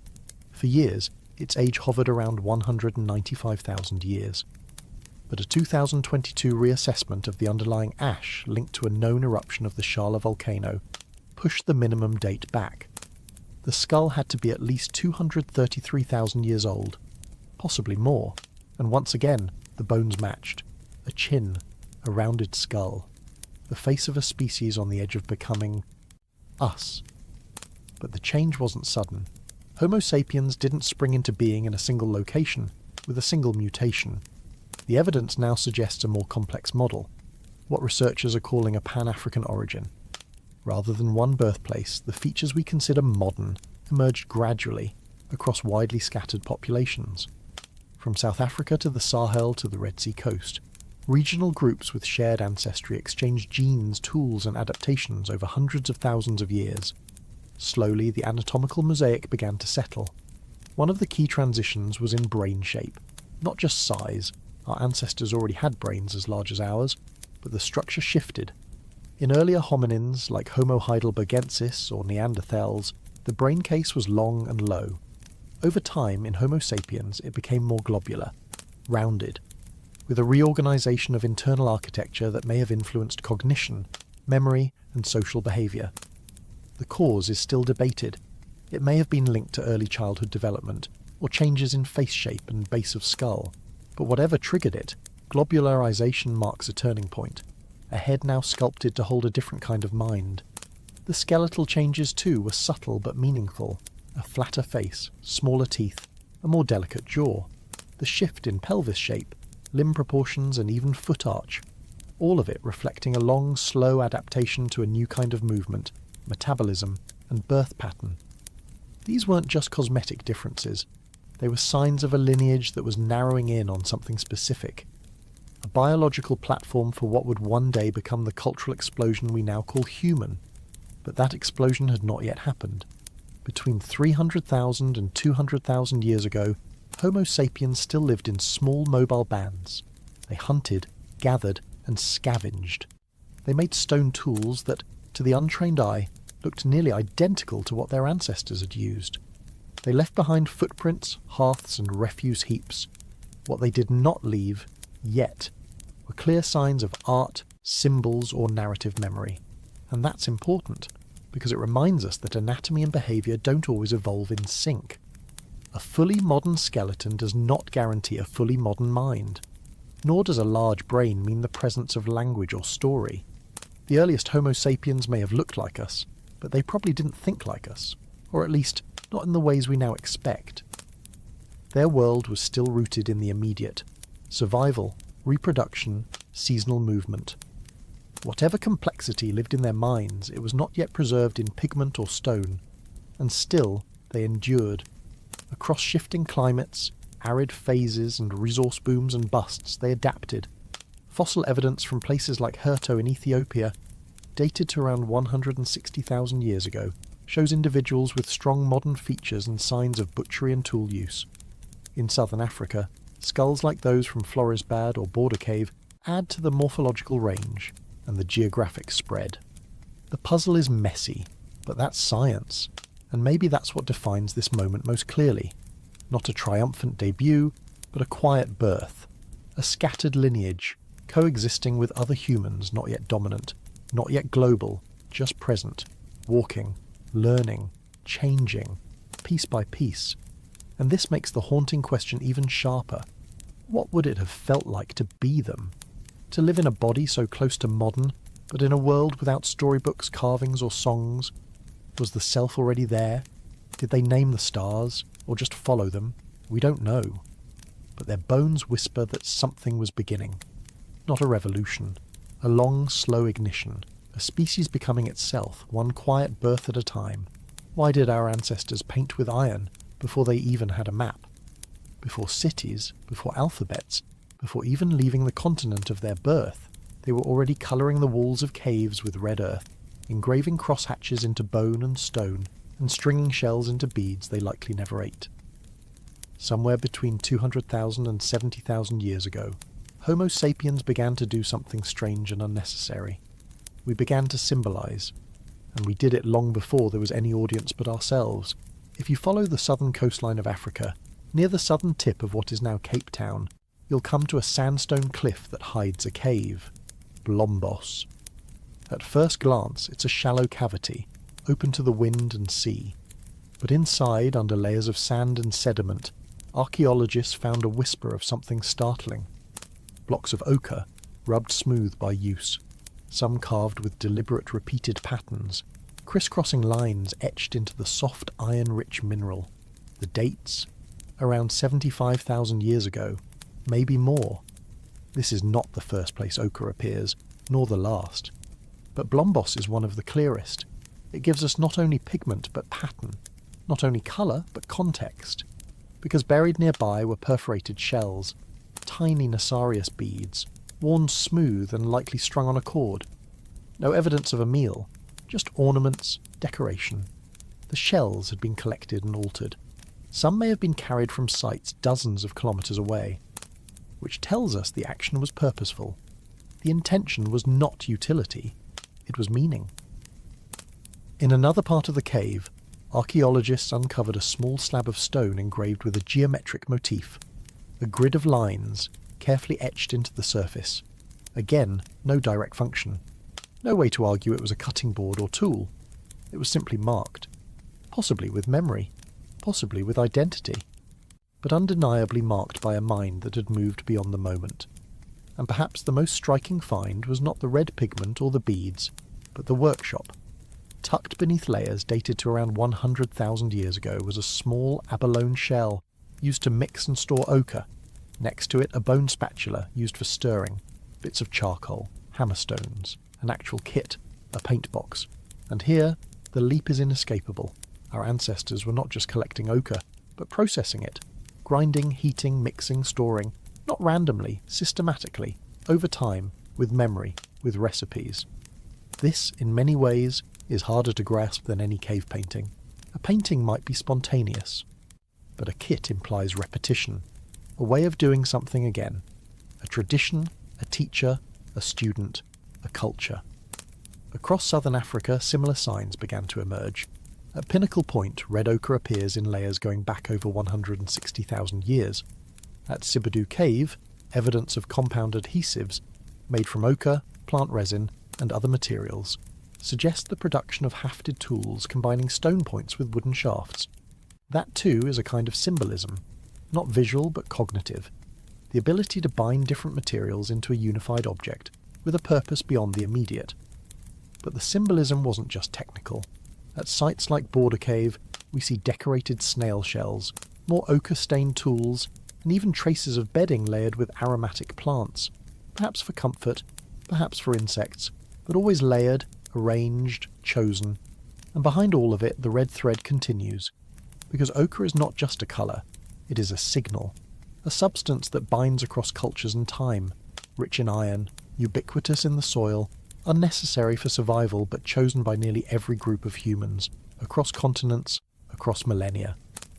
From the earliest Homo sapiens in Africa, to Aboriginal body paint, to burial rites in Ice Age Europe. Ochre is the one thing we keep returning to, long before we understood chemistry or had names for blood and rust. And what does that say about us?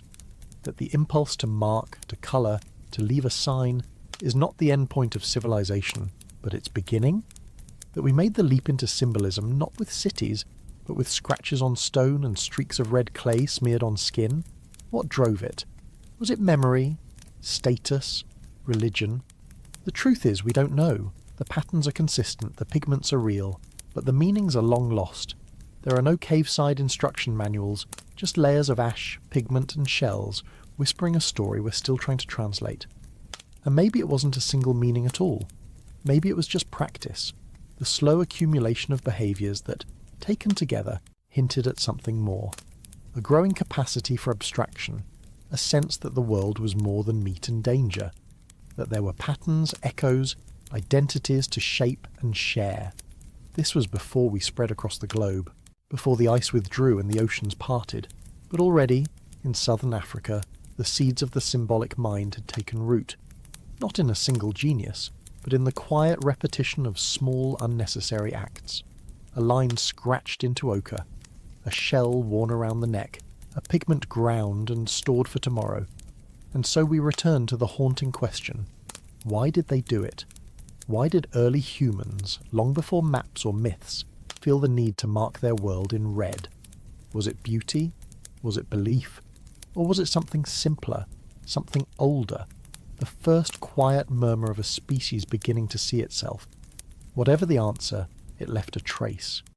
And that trace runs through us still, from the walls of Blombos to the fingertips of every child who draws without needing to. The red thread continues. What did the earth feel like when we stepped into it, alone? Not empty in the modern sense, not barren or bleak, but untouched by us. No footprints in the sand, no smoke on the horizon, no other sapiens, just open sky, unfamiliar stars, and a horizon that stretched forever. Between 100,000 and 60,000 years ago, Homo sapiens, already anatomically human, already carrying ochre and beads and hafted stone, took their first careful steps beyond the African homeland that had shaped their entire species, and the world beyond had no idea what was coming. The first hints are subtle. A few teeth in a cave, a flake of stone in sediment. These are not armies or empires. They are scouts, small groups, families perhaps, moving along rivers, tracing coastlines, chasing game, escaping drought, or simply looking for something new. For decades, the story of human migration was simple. A single exodus. A clean sweep out of East Africa into the Levant around 60,000 years ago, replacing everyone along the way. But now, the evidence resists simplicity. Fossils from the Mislia cave in Israel, a maxilla, part of an upper jaw, suggest Homo sapiens may have been present in the Levant as early as 170,000 years ago. Other fragments from Apidema in Greece, possibly even older. These were not mass migrations, but pulses, failed expansions, or successful ones that left no descendants. What matters is that they show the pattern had begun, the urge to explore, to leave, to test the unknown. By around 70,000 years ago, the most successful and lasting migration began. Genetic evidence points to a single population, a subset of Homo sapiens in East Africa, that expanded and gave rise to all non-African humans alive today. This expansion was not a tidal wave, it was a trickle. Small bands, maybe only a few dozen individuals at a time, moving along the southern coast of Arabia, hugging shorelines, exploiting shellfish, mangroves and estuaries. Not inland conquest, coastal wandering. The so-called southern dispersal route is supported by both archaeology and environment. Around this time, sea levels were lower, exposing land bridges and shortening ocean crossings. The Bab el-Mandeb Strait, now over 20 kilometres wide, may have been reduced to a manageable crossing. Once in Arabia, the path eastward was dotted with oases, freshwater sources, and an abundance of coastal resources. The oldest unambiguous signs of Homo sapiens outside Africa and the Levant appear in Southeast Asia and Australia. Sites like Lake Mungo, Majed Bebe, and others in northern Australia suggest human presence as early as 65,000 years ago, possibly earlier. Which means that by the time Europe would first see Homo sapiens, humans had already reached the other end of the world. Getting to Australia was not trivial. It required crossing Wallacea, a biogeographic zone of deep ocean trenches and island arcs that were never connected to the mainland, even during the lowest sea levels. This means that early humans had to build watercraft capable of open sea travel. Maybe not large boats, but rafts, dugouts, something. Enough to carry a group, possibly with children, across treacherous waters filled with saltwater crocodiles, swift currents, and no guarantee of landfall. And yet they did it. Not once, but many times. Australia was not settled in a single leap. It required multiple crossings, possibly over generations, through what are now Indonesia and Timor. Along the way, Homo sapiens encountered a world like none they had known. Giant lizards, towering birds, marsupials unlike anything in Africa, diprotodons the size of a car, megafauna that had never seen humans before. This matters. Because for the first time, humans entered ecosystems that had evolved in isolation, and their arrival would have consequences. Though we avoid the extinction question here, it's enough to note that wherever early humans arrived, Australia, the Americas, remote islands, the large animals did not fare well, and this moment marks the beginning of that pattern. A species with fire, tools, social complexity and endurance, meeting animals with no evolved fear of them. But before the consequences came, the awe. Imagine what it was like to step onto a new continent, to hear calls in the trees that had no names, to see tracks in the mud you had no stories for, to walk into landscapes that your ancestors had never imagined, and to realise that no one else was there. No smoke, no drums, no rivals, just land, waiting. In the archaeological record we find scattered clues, charred shells, stone flakes, ochre. It's not grand, but it's persistent. It tells us that humans not only reached these places but stayed, lived, adapted, flourished, in arid coasts, humid jungles and dry savannas, across climates and latitudes. Homo sapiens were no longer just a species. They were a pattern, a force. This period, from 100,000 to 60,000 years ago, is sometimes overshadowed by what came next. The artwork, the burials, the interbreeding. But this was the quiet revolution, the expansion that made all the others possible, and it did not happen with conquest. It happened with footsteps, with patience, with curiosity. And so the question remains, what did it feel like? To leave behind the lands your kind had always known, to cross rivers with no name, to bring ochre and beads to a place where the red dirt was different and the animals were strangers? We cannot know. But the silence they stepped into was not a void. It was a canvas, and they carried with them the colours, and they were not done walking. What kind of animal teaches itself to sew and to dream? Somewhere between 50,000 and 30,000 years ago, a strange kind of memory began to appear on the walls of caves. Not written memory, not yet, but something else, something closer to feeling. A bison in motion, a spiral of red dots, a handprint blown in pigment left by someone with a crooked finger. These were not the marks of accident. They were deliberate, precise, and placed where no wind or rain could reach them. They weren't decorations, they were decisions, and they changed the shape of what a human mind could hold. This wasn't the beginning of art. That moment likely came earlier, in Africa, with engravings, beads, and ochre long before any of our ancestors reached Europe. But this was something else. This was the world turned into symbol, and it started quietly, in the dark. In the Ardèche region of what is now southern France, a collapse sealed off the entrance to a limestone cave. Behind it, preserved for tens of thousands of years, was a gallery of life. Lions with tense shoulders and flared nostrils. Horses galloping in herds, some drawn with more than one head to suggest movement. Owls, mammoths, woolly rhinos, species no longer seen together anywhere on Earth. And in the flicker of torchlight, these animals still seemed to move. The walls of Chauvet Cave had become a theatre of memory.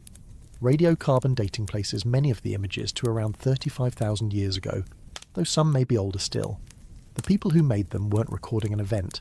They were expressing something more durable, a way of seeing, a way of marking time without numbers. And they weren't alone. Across the world, in a limestone cave called Langtadonge, on the Indonesian island of Sulawesi, a pig was painted in deep red pigment. It stands upright, its body broad, tusks curling outward, one foot lifted in motion. The hand stencils around it suggest a kind of framing, a human presence, not shown, but felt. Dated to at least 45,000 years ago, it is one of the oldest known figurative paintings on Earth, and it is not isolated.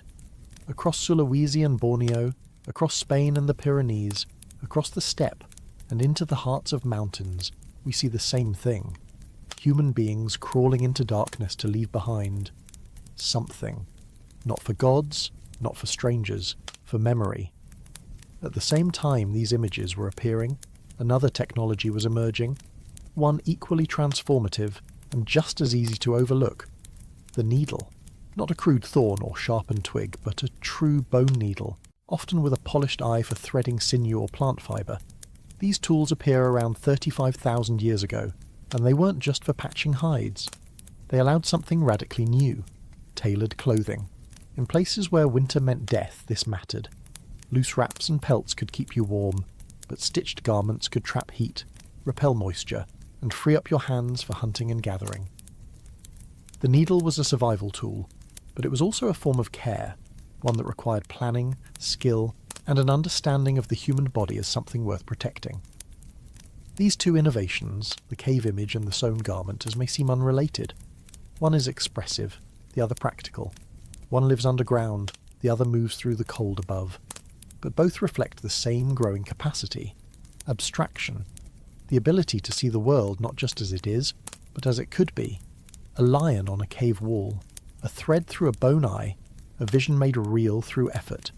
And both suggest something else too, something that doesn't preserve in stone or pigment, a shared attention. Someone had to teach the young how to draw those animals, how to see them not as prey but as forms. Someone had to show a child how to push sinew through a loop, how to tension a stitch, how to make sleeves. These were not instincts, they were traditions, and they took time. Across Eurasia, this explosion of creative and technical activity left behind an archaeological record that feels almost unfairly dense. In the Czech Republic, ivory Venus figurines with exaggerated bodies suggest symbolic representations of fertility or status.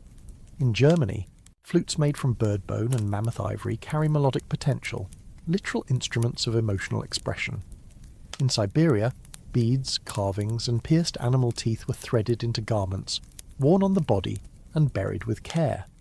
None of this was survival in the narrowest sense, but all of it was about surviving as something more than just a body, and they were not done walking. And this, maybe more than anything, is where the modern human begins to feel familiar. Not in the shape of the skull or the curve of the foot, but in the patterns we start to leave behind. The desire to represent, to decorate, to carry meaning, to wear memory on the chest, to scratch marks into antler, to leave behind something that whispers, "I was here." It's easy to overinterpret these finds, to imagine religion, myth, or ritual where we may simply be seeing craft. But it's also hard to ignore the density of pattern. When the same pigments appear across continents, when the same types of personal ornaments show up in distant groups with no direct contact, we start to glimpse something that isn't just local ingenuity, a cultural transmission, ideas that spread, techniques that endured, minds that remembered. And yet, even with all this evidence, there is still so much we cannot know. Who made the first figurine? What did the red ochre spiral mean? Did a child draw those scratched lines, or a leader? Were these images part of storytelling, or were they something more solitary, a form of reflection, or even mourning? We cannot say, but we can look at them and feel something stir, because the story of the Stone Age is not just a story of tools, it is a story of symbols, and symbols are strange. They ask us to see beyond the immediate, to connect things that aren't physically joined, to believe for a moment that a handprint in a cave can outlive the hand itself. That may be what separates us from every other creature that has ever lived. Not language, not fire, but memory. The need to turn experience into something that stays. A mark, a thread, a rhythm played on a bone flute long after the mouth that made it is gone. And when we look at those caves, those needles, those beads and flutes and carvings, we are not just seeing the origin of art or fashion. We are seeing the birth of a new kind of time, one where the past can be carried, one where the invisible becomes real. So what kind of animal teaches itself to sew and to dream? The kind that we'll eventually remember. How many kinds of human do you think have walked this earth? 5, 10, 20? The real answer is, we don't know. And that's not a poetic shrug. It's the honest state of science. We have found just enough bones to prove that most of them are missing, enough DNA fragments to say with confidence that we are not alone in our blood, and enough ancient genes in our cells to whisper that long after the last bones crumbled, their legacy remains. Quiet, invisible, but undeniable. By 50,000 years ago, Homo sapiens was not the only human on the planet, not by a long shot. Across the mountains of Central Asia, into the caves of Siberia, and in the deep history of island Southeast Asia, there were others. Some we know by fossil, some we know only by ghost. Start with the Denisovans.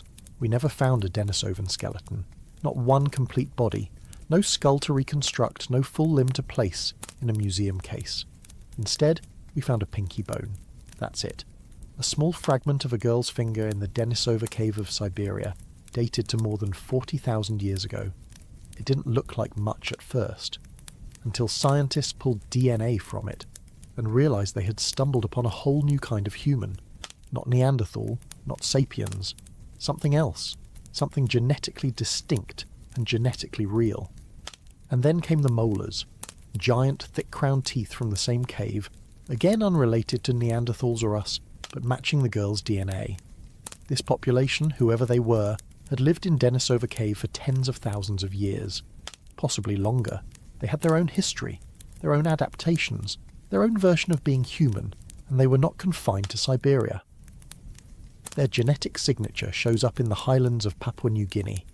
It's present in Tibetans and Melanesians, in Aboriginal Australians, and in the people of the Philippines and parts of Indonesia. Some populations today carry up to 5% Denisovan DNA, and that DNA isn't just some meaningless relic. One of its contributions is the EPAS1 gene, a trait that helps regulate oxygen use at high altitudes. Modern Tibetans inherited it from Denisovans, allowing them to survive in thin air where others could not. So there was contact. There was mixing. But here's where it gets weirder. When scientists dug deeper into the Denisovan DNA in modern populations, they found that not all of it came from the same group. The genes found in the Philippines look different from the ones found in the Himalayas, different enough to suggest that there may not have been one group of Denisovans, but several, separated by geography, adapted to different regions and diverging for hundreds of thousands of years.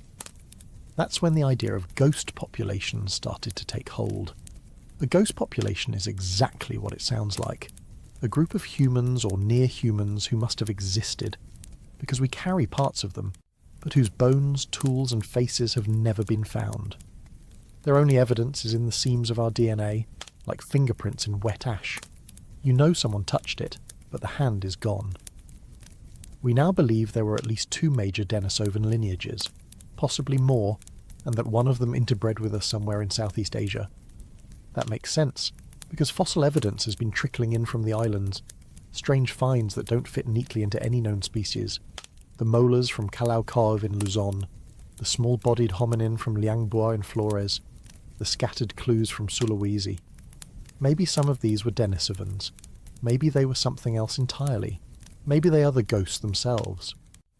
But Denisovans aren't the only whispers in the genome. In West Africa, genetic studies have identified a mystery lineage, something close to Homo sapiens but not the same, that contributed up to 19% of the DNA in some present-day populations. And yet, we have no fossil to match it, no cave, no site, no name, just a signal. A ghost. This hidden diversity is slowly reshaping how we think about the Stone Age. For a long time, we imagined a world where humans moved out of Africa and gradually replaced everyone else. A clean, simple sweep. But the more we look, the messier it gets. The more ancient DNA we pull from teeth, bones and sediments, the more clear it becomes. We didn't just replace the others, we absorbed them, we mixed with them, we met them, and, at least some of the time, didn't kill them. We made children with them, and those children made more. The Denisovan girl from Siberia wasn't even fully Denisovan. Her mother was Denisovan. Her father was half Neanderthal. That makes her a hybrid of a hybrid. a genetic echo of two lineages meeting in the twilight of their species. She had brown eyes, dark hair, and dark skin, and if you met her in the mountains, you might not know what kind of human she was. But her DNA would. It would tell the story of a planet that wasn't empty, but full. We used to think there was a straight line from the past to us. Now we know it was a braid, and some of the strands are missing. Some never fossilized, some were lost to time, but their genes remain, in our immune systems, in our metabolisms, in our memories. Sometimes literally, in the patterns of brain receptors shaped by ancient combinations of genes, in the way our skin responds to light, in the way our bodies handle sugar or altitude or cold. And perhaps the most haunting part is this. For every ghost population we've detected, there are likely more. The limits of ancient DNA mean we can only find what we already suspect. Only extract where preservation is kind. But the Stone Age was big, and most of it we still haven't seen. Somewhere out there, buried under forest or ice or sea, are the bones of humans who never made it into our textbooks, who spoke languages we will never hear, who looked up at the stars and wondered things we will never translate. But they were real. They were here, and some part of them still is. So maybe the question isn't how many kinds of humans there were. Maybe the question is, how many are left in us? The cold did not arrive all at once. It crept in over millennia, like a slow tightening of the planet's breath. By 30,000 years ago, much of Earth had become a locked chamber of wind and snow. Massive ice sheets carpeted the northern latitudes of Eurasia and North America, burying what are now cities, forests and farms beneath kilometres of crushing white. But not everything froze. In the shadows of glaciers and the margins of mountain chains, small refuges remained, places where life and humans could still find a foothold. These ice-free corridors or refugia were never warm in any modern sense, but they were just livable enough, and that was all it took. The humans who endured here were not adapted in the way polar bears or woolly mammoths were. They didn't grow thicker fur or hibernate through the storms. Instead, they remembered. And that memory, passed down as fire, clothing, cooperation, and the slow perfection of survival strategies, was enough to keep their line going through the coldest dreams Earth ever had. This chapter of the story is not about transformation so much as persistence. Between 30,000 and 15,000 years ago, the planet entered its final deep freeze of the Pleistocene, known as the last glacial maximum, or LGM. This was the time when the ice reached its most ambitious extent. Northern Europe became a white desert. The Canadian interior vanished beneath an unbroken wall of glacier. Sea levels plunged as water locked into ice. Entire coastlines vanished. But as the sea receded, it also revealed bridges. Across what is now the Bering Strait, a cold, grassy expanse connected Siberia to Alaska. Australia and New Guinea merged into a single landmass called Sahul. Japan almost kissed the Korean peninsula. Even Britain was, for a brief geological blink, simply an extension of the European mainland. The continents reconfigured themselves in silence, and humans, small and warm-blooded and quietly persistent, followed the gaps and shadows. In the Mammoth Steppe, a vast corridor of frigid grassland stretching from Western Europe through Siberia and into Alaska, Homo sapiens found a strange kind of fortune. The cold here was real and unrelenting, but the ecology was not barren. This steppe supported a bizarre abundance of megafauna. Woolly mammoths, woolly rhinoceroses, giant deer, cave lions, musk oxen, and more. The land was dry, wind-blown and open, a frozen savanna. For hunter-gatherers adapted to large game, it was a feast on ice. Archaeological sites like Kostenki in Russia, Dolny Vestonis in Czechia, and Sungia northeast of Moscow reveal the quiet ingenuity of these Ice Age survivors. At Kostenki, layered hearths, carved ivory, and dwellings of mammoth bone hint at a long continuity of knowledge and adaptation. At Dolny Vestonis, woven textiles imprinted into clay suggest the earliest known weaving, and at Sungia, a burial of two adolescents adorned with thousands of mammoth ivory beads speaks to social bonds that extended beyond life. Cold didn't erase culture. If anything, it deepened it. In the east, along the fringes of the Mongolian Plateau and the Amur River basin, similar adaptations took shape. Here too, humans hunted mammoths and horses, stitched tailored clothing, and created survival kits designed for mobility across snow-swept plains. Further south, in the ice-free parts of China, Southeast Asia, and the Indian subcontinent, humans continued living in warmer refugia. But even there, the colder global climate reshaped patterns of migration and resource use. Caves became storage vaults for tools and bones. Rivers, narrowed and slowed by climate, were still lifelines, and the forests shrank, replaced in many areas by open grassland. In Japan, humans clung to the coasts, hunting sea mammals and fishing. In Sahul, they adapted to arid deserts and montane forests. The oldest known site in the Australian Highlands, at Lake Mungo, continued to be used even through colder phases. These pockets of human persistence, scattered but overlapping, reveal a species able to flex across nearly every biome Earth could throw at it. Not because of strength, but because of memory, fire, and the quiet mastery of layered clothing. What exactly did they wear, these humans in the Ice Age? Sewing needles made of bone have been found at Upper Paleolithic sites across Eurasia. The presence of tailored, multi-layered clothing is inferred from the cold itself. Without it, survival would have been impossible. We find awls, scrapers, and hide processing tools in abundance. Clothing, like fire, became part of the body's extended memory. The skin no longer ended at the epidermis. It now wrapped in leather and fur and layered fibre. Every new stitch was a line of evolutionary poetry, a technology written with bone and sinew spoken in silence. And then there were the shelters.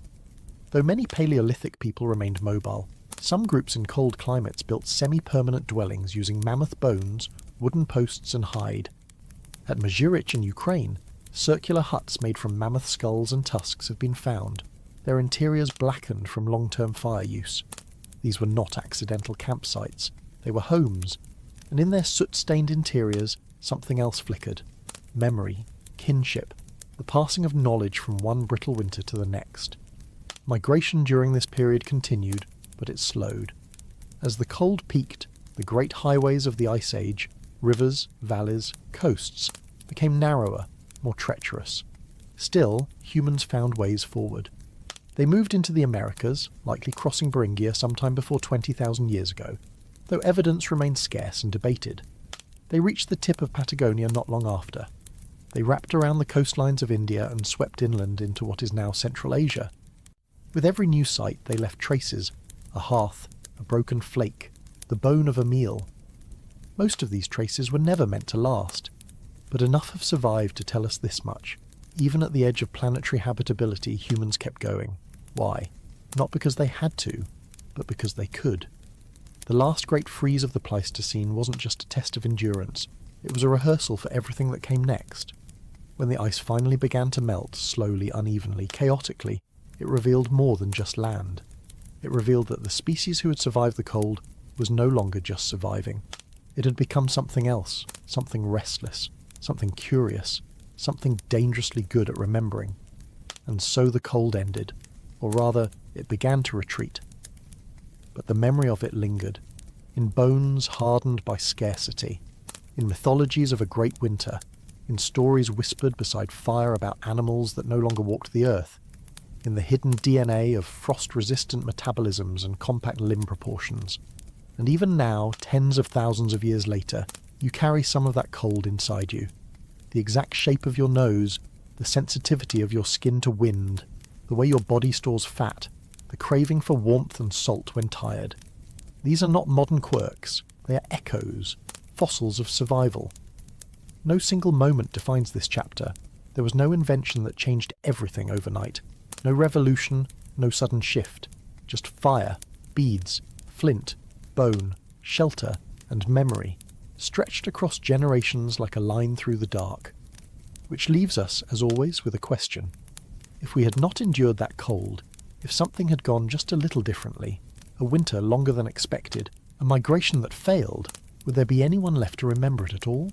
15,000 years ago the world began to thaw. What had once been locked in frozen silence was now shifting, dripping, surging into something unfamiliar. The glaciers that had defined the Pleistocene were retreating, and with their withdrawal came something almost stranger than the ice itself. Change. For the first time in tens of thousands of years, Earth was warming. and with that warmth came rivers where there had been only snowpack, forests where there had been tundra, and slowly, humans who stayed. The end of the last ice age was not a single moment.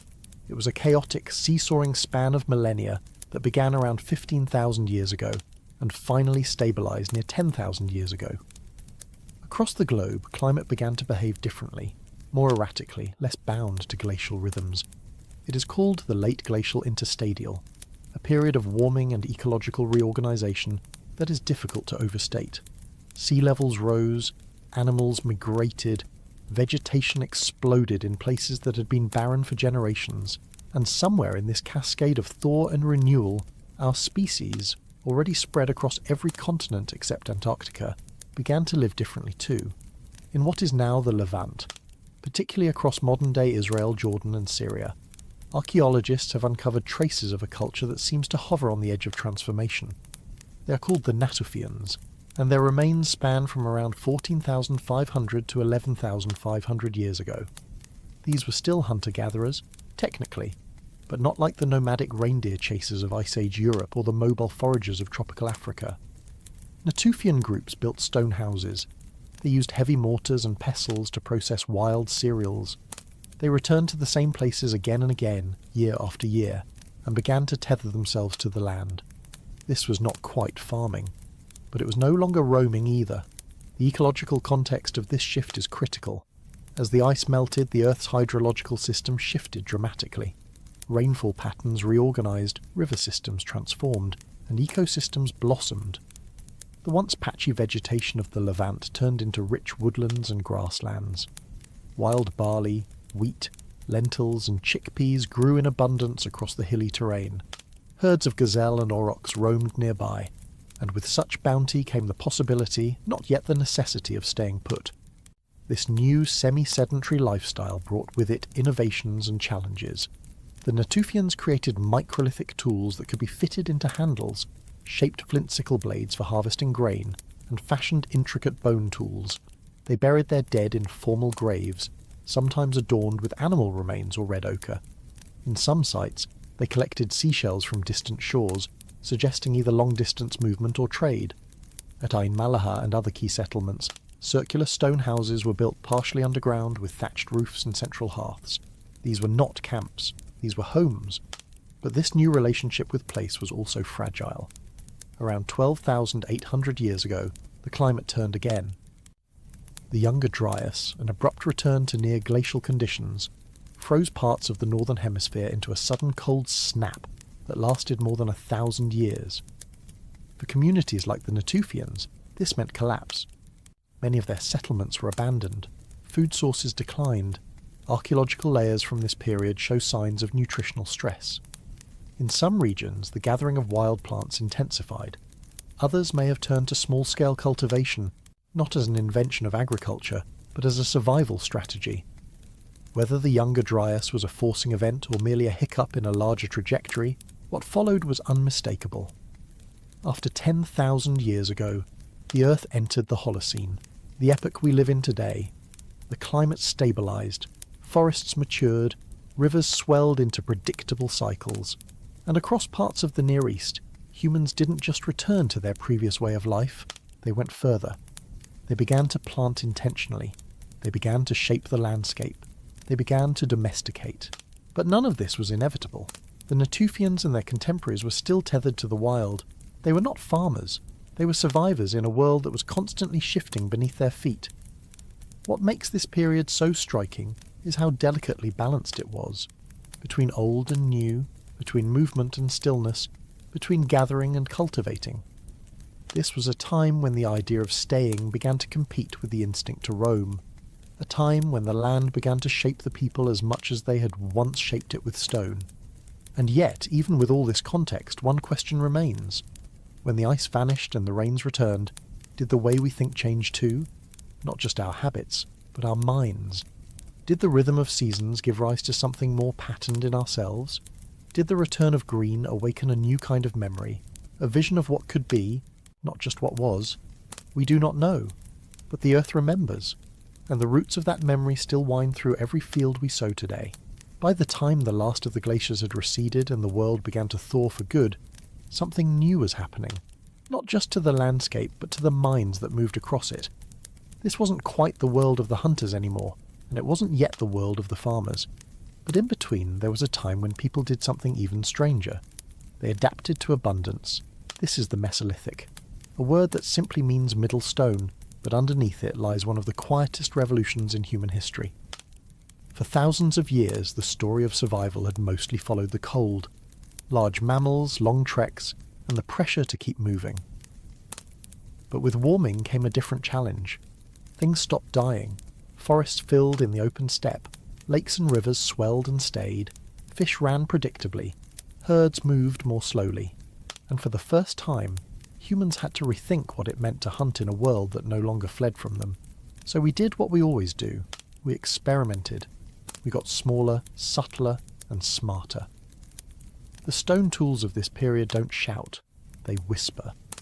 Instead of massive hand axes or oversized blades, the Mesolithic gave rise to something more refined, the microlith. Tiny geometric flakes of stone, knapped with precision, and then fitted into shafts of bone or wood like puzzle pieces. These weren't designed for raw power, they were designed for speed, control, and repetition. With microliths came bows and arrows, not just to kill, but to choose. You could take down a single deer, not stampede a whole herd. You could aim for a duck in the reeds, or shoot upstream at salmon leaping against the current. The Mesolithic was the birth of selective hunting. It was also the age of the net, the line, and the hook. People stopped waiting for animals to come to them and started going after what lay beneath the surface. They built fish traps in tidal estuaries, laid woven baskets along migration paths, and crafted barbed harpoons from antler. The earliest hooks appear during this time, some carved from bone, some from shell. These were not tools for desperation. They were signs of patience, of a kind of planning that had more to do with rhythm than risk. If the Paleolithic mind was tuned to the pulse of the herd, the Mesolithic mind was tuned to the tides. And in this new rhythm, something extraordinary happened. We didn't just master other animals, we invited one of them in. Somewhere between 15,000 and 11,000 years ago, in a forest clearing or near a midden heap, a few bold wolves made a choice. They lingered. They stayed close. And a few curious humans chose not to chase them off. What followed wasn't a contract, or even a plan. It was something stranger. The slow entanglement of two species that would end up reshaping both of their destinies. The earliest archaeological evidence of domesticated dogs dates back to this Mesolithic zone. Sites like Bonn Castle in Germany or Uyun al-Hammam in Jordan show buried dogs alongside humans, treated not as meat or threat, but as kin.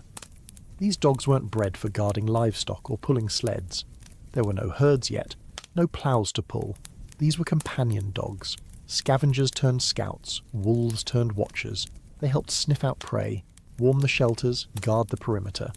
And perhaps most importantly, they changed the way we saw the wild. With a dog at your side, the forest stops being unknowable. You're no longer alone at night. There's a presence beside you that reacts to what you cannot yet see. The dog becomes an extension of your own alertness, and somewhere in that exchange, between human and canine, something like trust emerges. It's not symbolic, it's not spiritual, it's biological, and it lasts. We also started going farther, not just walking, but floating. Mesolithic people built the first canoes, simple dugouts, hollowed from tree trunks with controlled fire and stone adzes. We know this not only from direct finds like the Pes canoe in the Netherlands, dated to around 10,000 years ago, but from the proliferation of lake and river sites that imply regular movement by water. In regions like Scandinavia, the British Isles, and the Baltic, human activity during this period is clustered near coasts and inland waterways. These weren't just camps, they were networks. Fishing intensified, so did trade, so did memory. Because once you start using rivers as roads, ideas begin to flow faster than feet ever could. Tool styles diffuse. Decorative objects begin to appear in places far from their raw material source. And while Mesolithic people remain largely mobile, something subtle is changing. They start returning to the same places, seasonally, reliably. They cache food, they shape land, they watch the fish runs and time their movements to match. It's here that archaeologists begin to talk about sedentism without agriculture, People not yet planting crops, but living as if they might one day want to. This is not farming. It's not even the Neolithic. But it's a rehearsal for both. And within this rehearsal, some humans began to bury their dead. Not all the time, not consistently, but in some places, under certain circumstances, we see signs of ritual, of meaning layered onto the bones, ochre stains, antler grave goods, stone pendants. This isn't religion, it's something quieter. The suggestion that lives mattered. That memory might cling to a spot, even if the people did not. What does it take for a hunter-gatherer to bury the dead? It's a cost, a labour. And it tells us something about Mesolithic minds. These were not people living hand-to-mouth, forced into constant crisis. They had enough stability to mark absence, enough continuity to mourn. So what changed in us as the world warmed? We didn't build empires, we didn't write songs, but we began to live with rhythm, with returning rivers, loyal dogs, familiar trees. We began to think in loops, not just lines. And in that looping world, invention thrived. No one drew a blueprint for the Mesolithic, but out of warmth, out of stillness, out of long afternoons by the reeds, humanity did something that perhaps no other animal has done. It started to practice, not for war, not for worship, but for living. We were not yet domesticators, but we were close. We were not yet farmers, but we no longer chased. We were not yet home, but we stopped being lost. The Mesolithic mind isn't one that changed everything. It's one that waited. And in that waiting, it sharpened, not the stone, but the idea of what we might become. Because in the next world, the one coming just over the next hill, we wouldn't just find food, we'd try to grow it, and the experiment would begin again. Shall we? Why would a free species choose to plant itself in one place? For more than 90% of our history, humans did not grow food. They found it, hunted it, fished it, gathered it, moved to where it was, when it was. The idea of digging into the earth, putting a seed down, and waiting, staying, is so recent, so strange. It almost feels like forgetting how to be human. And yet, sometime between 10,000 and 7,500 years before the Common Era, in the hills and river valleys of the ancient Near East, something changed, and the earth began growing a new kind of ape. The Fertile Crescent is not a place so much as a long, arcing memory of green. Stretching from the highlands of southeastern Anatolia through the plains of northern Syria, curving along the twin rivers of the Tigris and Euphrates, it reaches toward the Zagros Mountains of western Iran. Today, it's often imagined as dry. But back then, the climate was softer. A moist, warm period followed the ice's retreat, and the region swelled with grasses, wild cereals and pulses. Gazelles moved through it in waves, and so did humans. And then, for reasons we're still only beginning to guess, some of them stopped. Archaeology names them the first farmers, but they didn't start with farms. Before there was wheat, there was emmer. Before there were ploughs, there were digging sticks. Before there were granaries, there were baskets, huts, pits in the ground. And before all of that, there was something more basic, an act of noticing. At sites like Abu Huraira, on the edge of the Euphrates, people had been gathering wild incorn wheat for thousands of years, and then, over time, the balance began to tip. In the oldest layers, seeds are almost all wild, but in the layers above, more and more are domesticated, not by magic, not even by plan, but by repetition. The tallest stalks got picked, the ones that shattered least stayed whole. The humans did not intend to evolve wheat. The wheat evolved humans. If there is a true beginning to the agricultural revolution, it is not a monument or a village. It is a shift in selection, a realignment of two species' survival logic. The grasses wanted to spread. The humans wanted to eat. And in the meeting of those desires, a kind of prison was built. At Jerf El Ahmar, a settlement dating to around 9,000 years before the Common Era, we find houses built of stone with round, sunken floors and benches along the walls. One of them, larger than the rest, has been interpreted as a communal gathering space, but nearby are buildings clearly used for grain storage. Grooves worn into basalt slabs suggest grinding of cereals. In other words, this was not just a place to eat food, it was a place to make it. But what did it cost? Farming brings food surpluses, yes, but those surpluses come with strings. Fields must be protected, crops must be harvested on time, pests arrive, diseases follow. Hunter-gatherers rarely suffered from cavities. Early farmers, gnawing on carbohydrate-rich cereals did. Their bones also show signs of stress, anemia, and sometimes shorter stature. The calories went up. The health, not always. Still, something else grew. Permanence. When humans began farming, they also began drawing tighter circles. Villages formed, roads appeared, and more than food, they began cultivating place.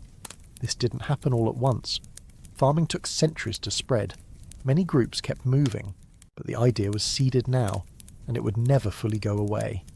By 8,000 years before the Common Era, farming communities appeared throughout the Levant, Anatolia, and Mesopotamia. Wild barley and lentils became more uniform. Sheep and goats began to appear in greater numbers, but we'll speak of herding another time. What matters here is that a new relationship with the land had begun to take hold. No longer something to pass through, the earth became something to stay on, to measure, to fence, to rely on, and perhaps to fear. Drought now meant starvation. A bad harvest could ripple across seasons. Land ownership, though barely formed, hinted at inequality. Hierarchies began to rise, as did competition. But here's the strange part. For all its weight and consequence, the agricultural revolution was not inevitable.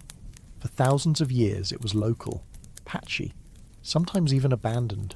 In the highlands of Iran, people continued to forage long after their neighbours sowed fields. In some places, cultivation began without permanent houses. In others, people settled before they farmed. The sequence wasn't linear. It never is. So why do it? Perhaps because once it starts, farming has a gravitational pull. It supports more people, which creates pressure to sustain them, which demands more food, which means more land.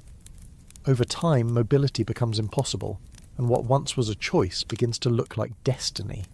Even the tools began to change. Sickles made with flint microliths appear, grinding stones multiply, mud brick structures grow in size, storage pits deepen, the rhythms of daily life shift. Where once people tracked herds and rainfall, now they tracked seasons, and eventually, time itself.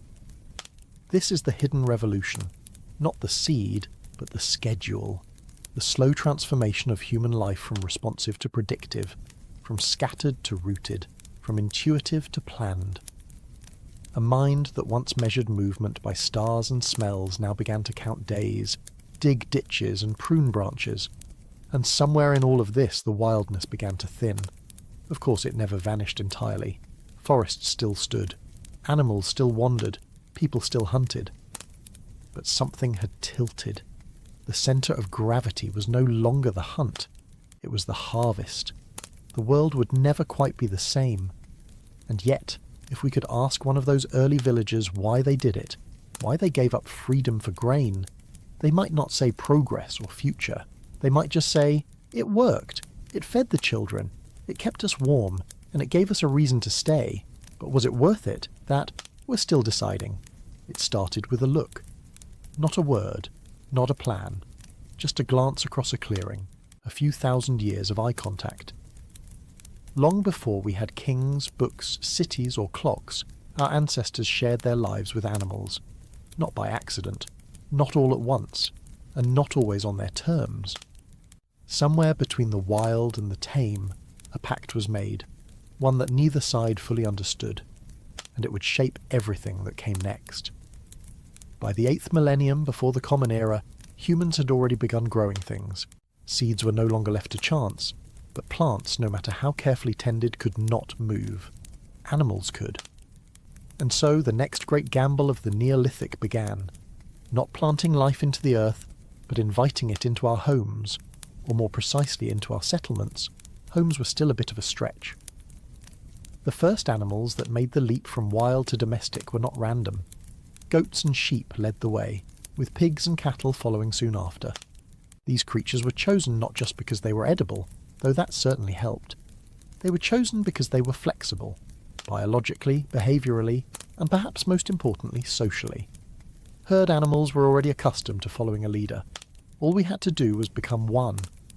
In the Zagros Mountains of what is now western Iran, archaeologists have uncovered goat bones dating to around 8,500 years before the Common Era. What makes them interesting isn't just their age, but their pattern. Many of the male goats were killed young, while females lived longer lives. That's not what happens in the wild. It is, however, what happens when a species is being managed. Too many adult males cause trouble. Fewer mouths, fewer fights. Similar clues appear across the Fertile Crescent. At sites like Sayonu and Ain Ghazal, bones from sheep and pigs show population profiles that no longer match natural herds. Juveniles dominate the record. This tells us two things. First, these animals were being bred intentionally. Second, they were being slaughtered selectively. Humans were now deciding not just when to kill, but when to let live. That is the beginning of domestication. But domestication is not the same as taming. A tamed animal learns to tolerate humans. A domesticated one is genetically altered by them, and that alteration runs deep. Over generations, domesticated animals become physically and neurologically different from their wild ancestors. Their skulls shrink. Their ears droop. Their coats change colour. They become less aggressive, more tolerant of crowding, more sensitive to human cues. In short, they begin to fit into our world. Goats became smaller and easier to manage. Sheep began to produce more wool and less coarse hair. Pigs became more compact, more fertile and more docile, though only just. Cattle took the longest, but once domesticated they offered everything: meat, milk, hide, labour. Each of these species underwent its own quiet revolution. They lost some of their wildness, and we, in return, gained control and responsibility. This exchange, however, was not one-sided. We shaped animals, but they shaped us too. The ability to digest milk, for instance, is not universal among mammals. Most stop producing the enzyme lactase after weaning, but in certain human populations, particularly in pastoral societies, a mutation allowing lifelong lactase production spread rapidly. This was not a natural adaptation. It was cultural evolution acting on biology, a clear case of gene culture coevolution.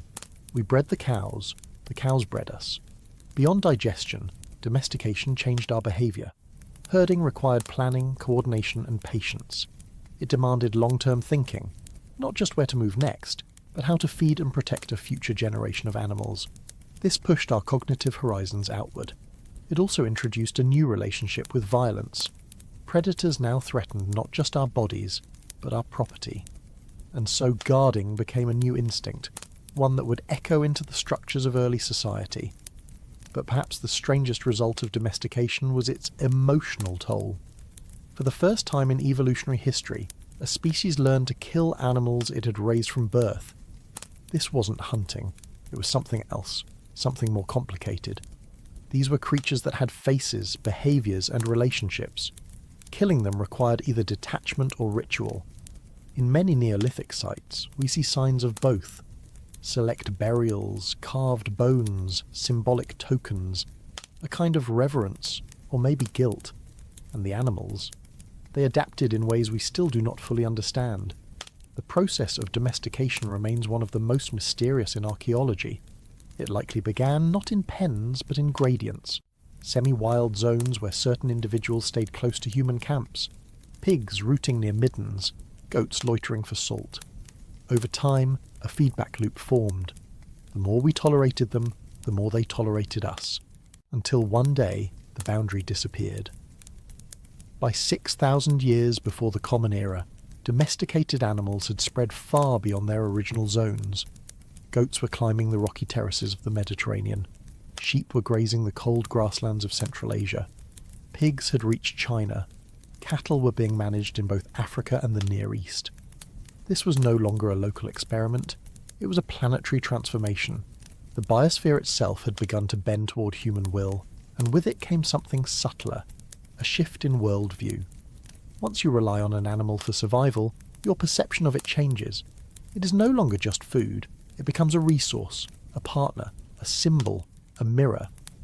Domesticated animals appear in early art, not just as prey, but as icons. Bulls carved in stone, goat motifs painted on walls. These were not decorations, they were part of the new order. Life now flowed through cycles of birth, growth, control, and culling. Still, not all animals crossed the threshold. Some refused, others we never tried.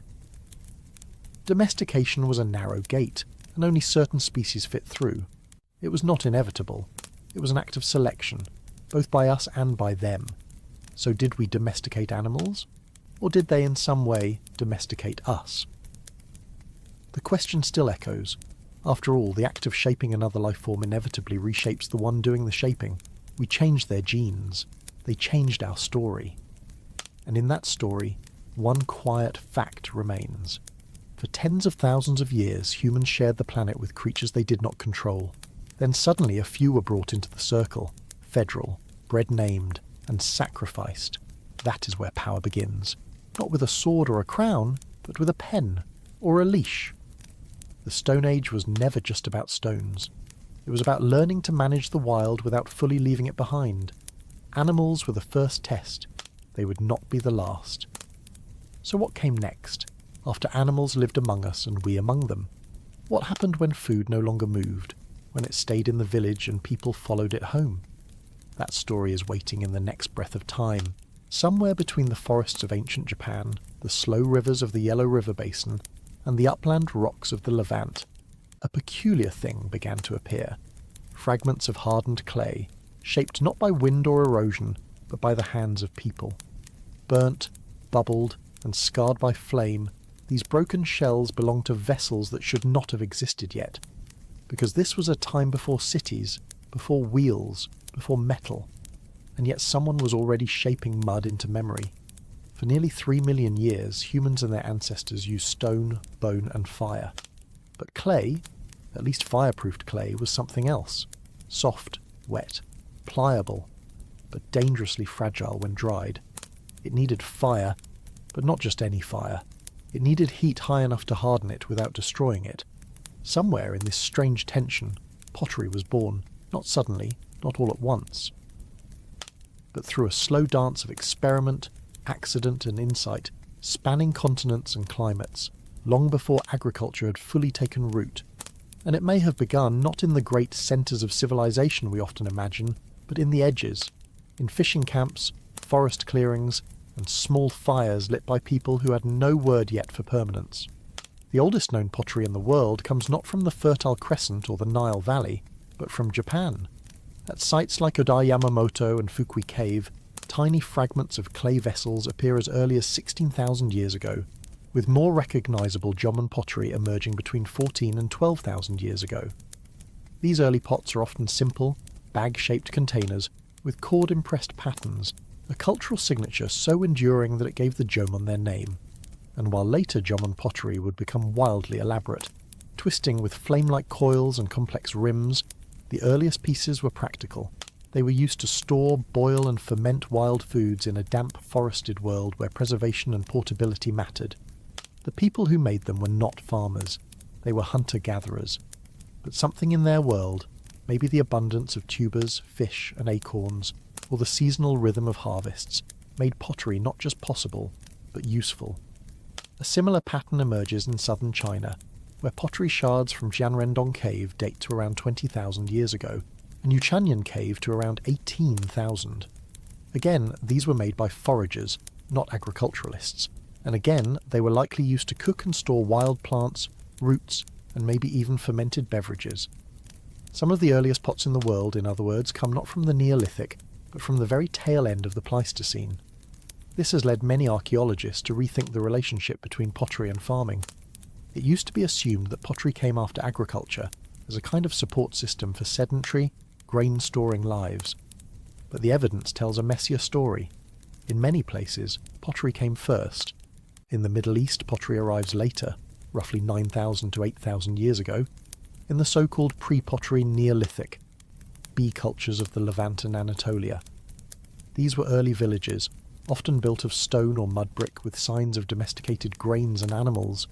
Here, pottery seems to emerge in tandem with more settled life, and it quickly becomes central for cooking, storage, ritual, and even burial. The vessels are often round-bottomed, designed for hearth cooking, and sometimes decorated with painted motifs or carved incisions. But even here, pottery wasn't just a response to agriculture. It was a new way of thinking about material, about transformation, about what it meant to shape nature into culture. Because to make pottery, you don't just gather and shape clay. You have to know your fire. Too cool and the pot collapses. Too hot and it explodes. Somewhere in between, in that magic threshold of 600 to 800 degrees Celsius, the clay undergoes a permanent transformation. Its structure changes. its water content is lost, it becomes ceramic, and once that change happens, it cannot be undone. Pottery is permanent, fragile, yes, breakable, but no longer mutable. In a world defined by perishable things, wood, hide, bone, this permanence was radical. These were objects that could outlive their makers. This permanence may be one reason why pottery began to take on artistic and symbolic dimensions. Even in its earliest forms, pottery is often decorated. Not lavishly at first, but enough to show care.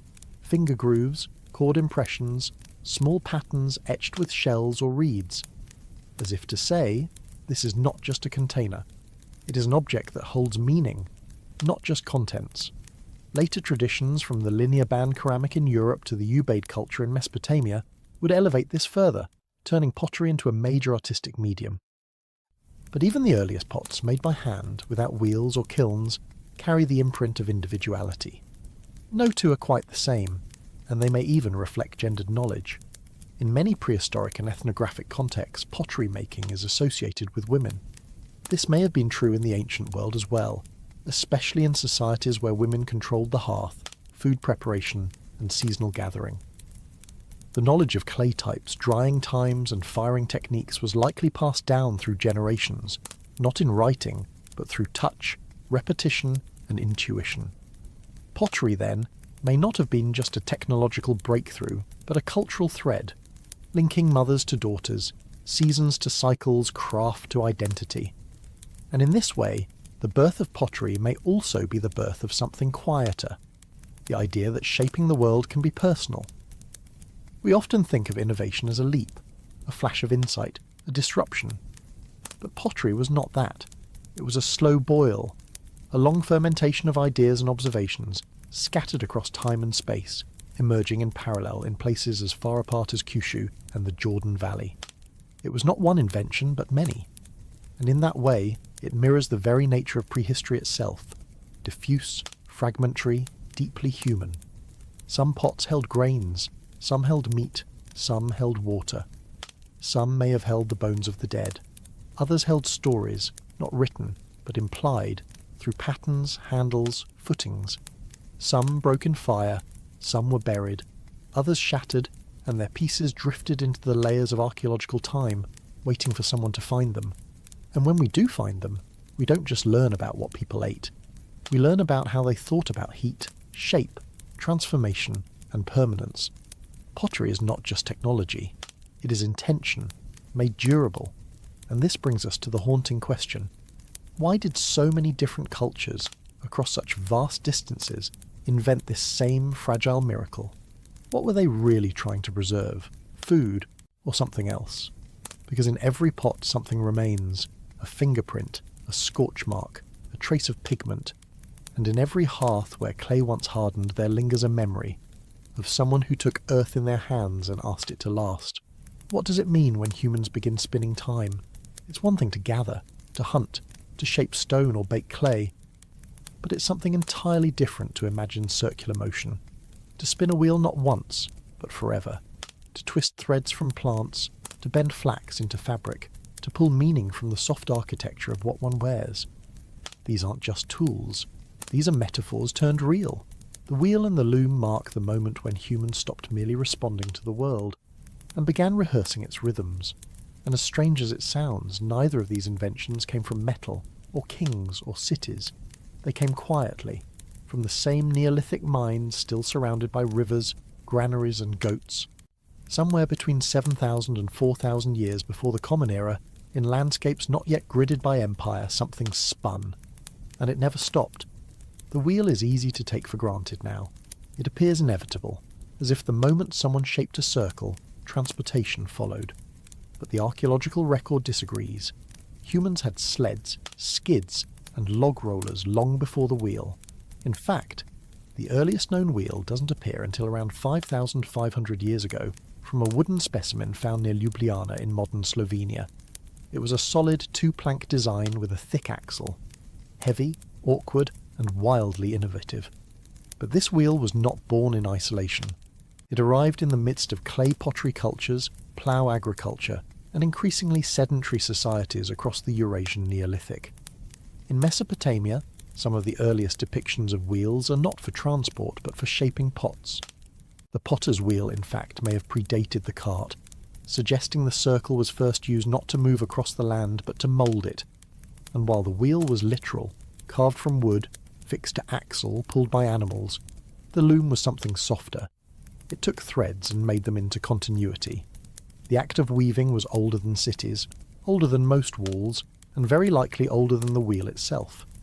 Impressions of woven fabrics appear in fired clay as early as 26,000 years ago in Pavlovian Upper Paleolithic sites in what is now the Czech Republic. But the Neolithic changed the scale and purpose of weaving. Plant fibres like flax, hemp and nettle were spun using spindles, tools as elegant as they were invisible, rarely surviving in the archaeological record except as weights and whirls. In the Near East and Europe, loom weights begin appearing by the 7th millennium before the Common Era. That suggests standing vertical looms, machines for turning thread into tapestry. And what were those textiles for? Warmth, yes, but also identity. Clothing for humans is never just protection, it is signal. Colour, weave and pattern reflect social position, group belonging, or personal preference. In the Neolithic, dyed fibres appear alongside grave goods, beads and jewellery. Some scholars have suggested that weaving, unlike stone flaking or metal casting, was more likely performed by women, a division of labour not absolute, but increasingly visible in iconography and grave rolls. The loom, then, was not just a machine, it was a mirror of social fabric. Meanwhile, in Mesopotamia, wheels and looms begin to show up together in early pictographic tablets. The Sumerians recorded not only wheeled carts and spinning devices, but also rations of textiles and fibre. This points to another transformation, the emergence of surplus as bureaucracy. To weave meant not only to clothe, but to count. And so the wheel, first a potter's turntable, then a cartwheel, and the loom, first a quiet task beside the hearth, became tools of the state, or at least of the structure that would one day be called a state. But long before taxes and writing, there was the human hand, twisting, pulling, rotating. Someone, somewhere, carved a circle and asked if it could turn. Someone else, perhaps by firelight, fed thread through warp and weft, not knowing that this simple tension would echo through every fabric in history. These inventions are often called technologies, but they are really metaphors made real. The wheel is time, the loom is memory, and the thread is what binds it all together. It's easy to imagine this moment. A group of humans no longer wandering, now seated by a structure they built themselves. Nearby, flax is drying. The wheel is creaking under the weight of a ceramic jar. Children watch thread pulled through notched wood, and for the first time in deep time, their clothing is not just practical. It is chosen. These were still people without bronze, without kings, without written law, but they were beginning to structure time, to wear it, to move through it. Civilization does not arrive all at once. Sometimes it spins slowly into being, and so the question lingers, was the wheel just about movement, or about meaning? And when we learn to weave, were we binding fibres, or the future? Before anything spun, before fabric-covered skin or pottery lined a village wall, humans were already threading together ideas, not always with tools, but with patterns, the memory of seasons, the shape of rivers, the movement of stars. Even before we built physical looms, we were weaving meaning, binding cause to consequence, past to present. There's something persistent about this instinct, to take thin things and join them into something thicker, longer lasting. That instinct didn't begin with cities. It began with fibre, friction, and patience. In some ways, thread was our first true infrastructure. Long before roads or wires, a single twisted plant strand represented connection, the joining of one moment to another, one person to another. Archaeological remains of ancient cordage stretch back tens of thousands of years, often made from bast fibres, grasses or sinew. These early cords tied together shelters, secured baskets, and wrapped the edges of memory. And as fibres got longer, so did the human timeline. A piece of woven cloth isn't just practical, it is durable language. The wheel, for all its simplicity, had to wait.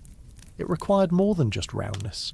It demanded pairing, symmetry, balance, and a grasp of rotational friction. Until the Neolithic, no one seems to have imagined that a circle could become continuous motion. But once it did, it unleashed an idea that couldn't be stopped. Time itself could now be shaped. Spinning, turning, transporting. The world no longer had to be carried. It could roll. And so, just like that, the first circle became a rhythm. Not in the way planets turn, but in the human sense.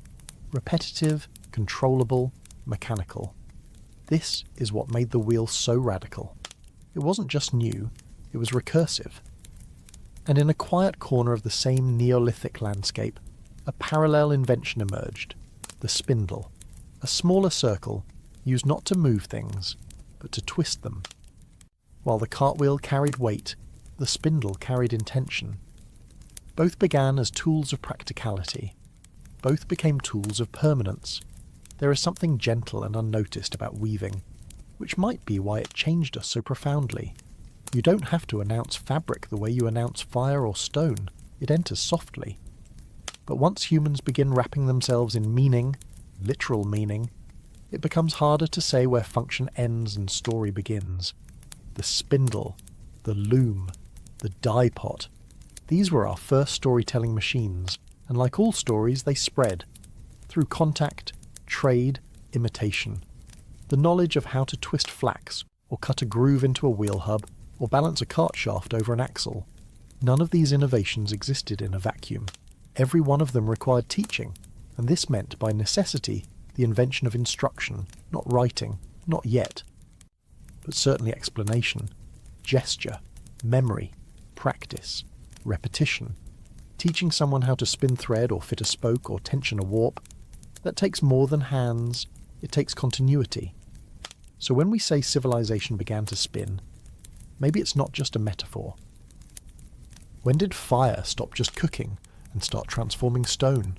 Somewhere deep in the Neolithic world, between the 7th and 5th millennia before the Common Era, a few scattered human hands picked up something far older than them, a greenish rock, heavy in the palm, veined with reddish patches, smelling faintly of the earth it came from. This was native copper, and for the first time in human history, someone didn't just admire it. They hit it.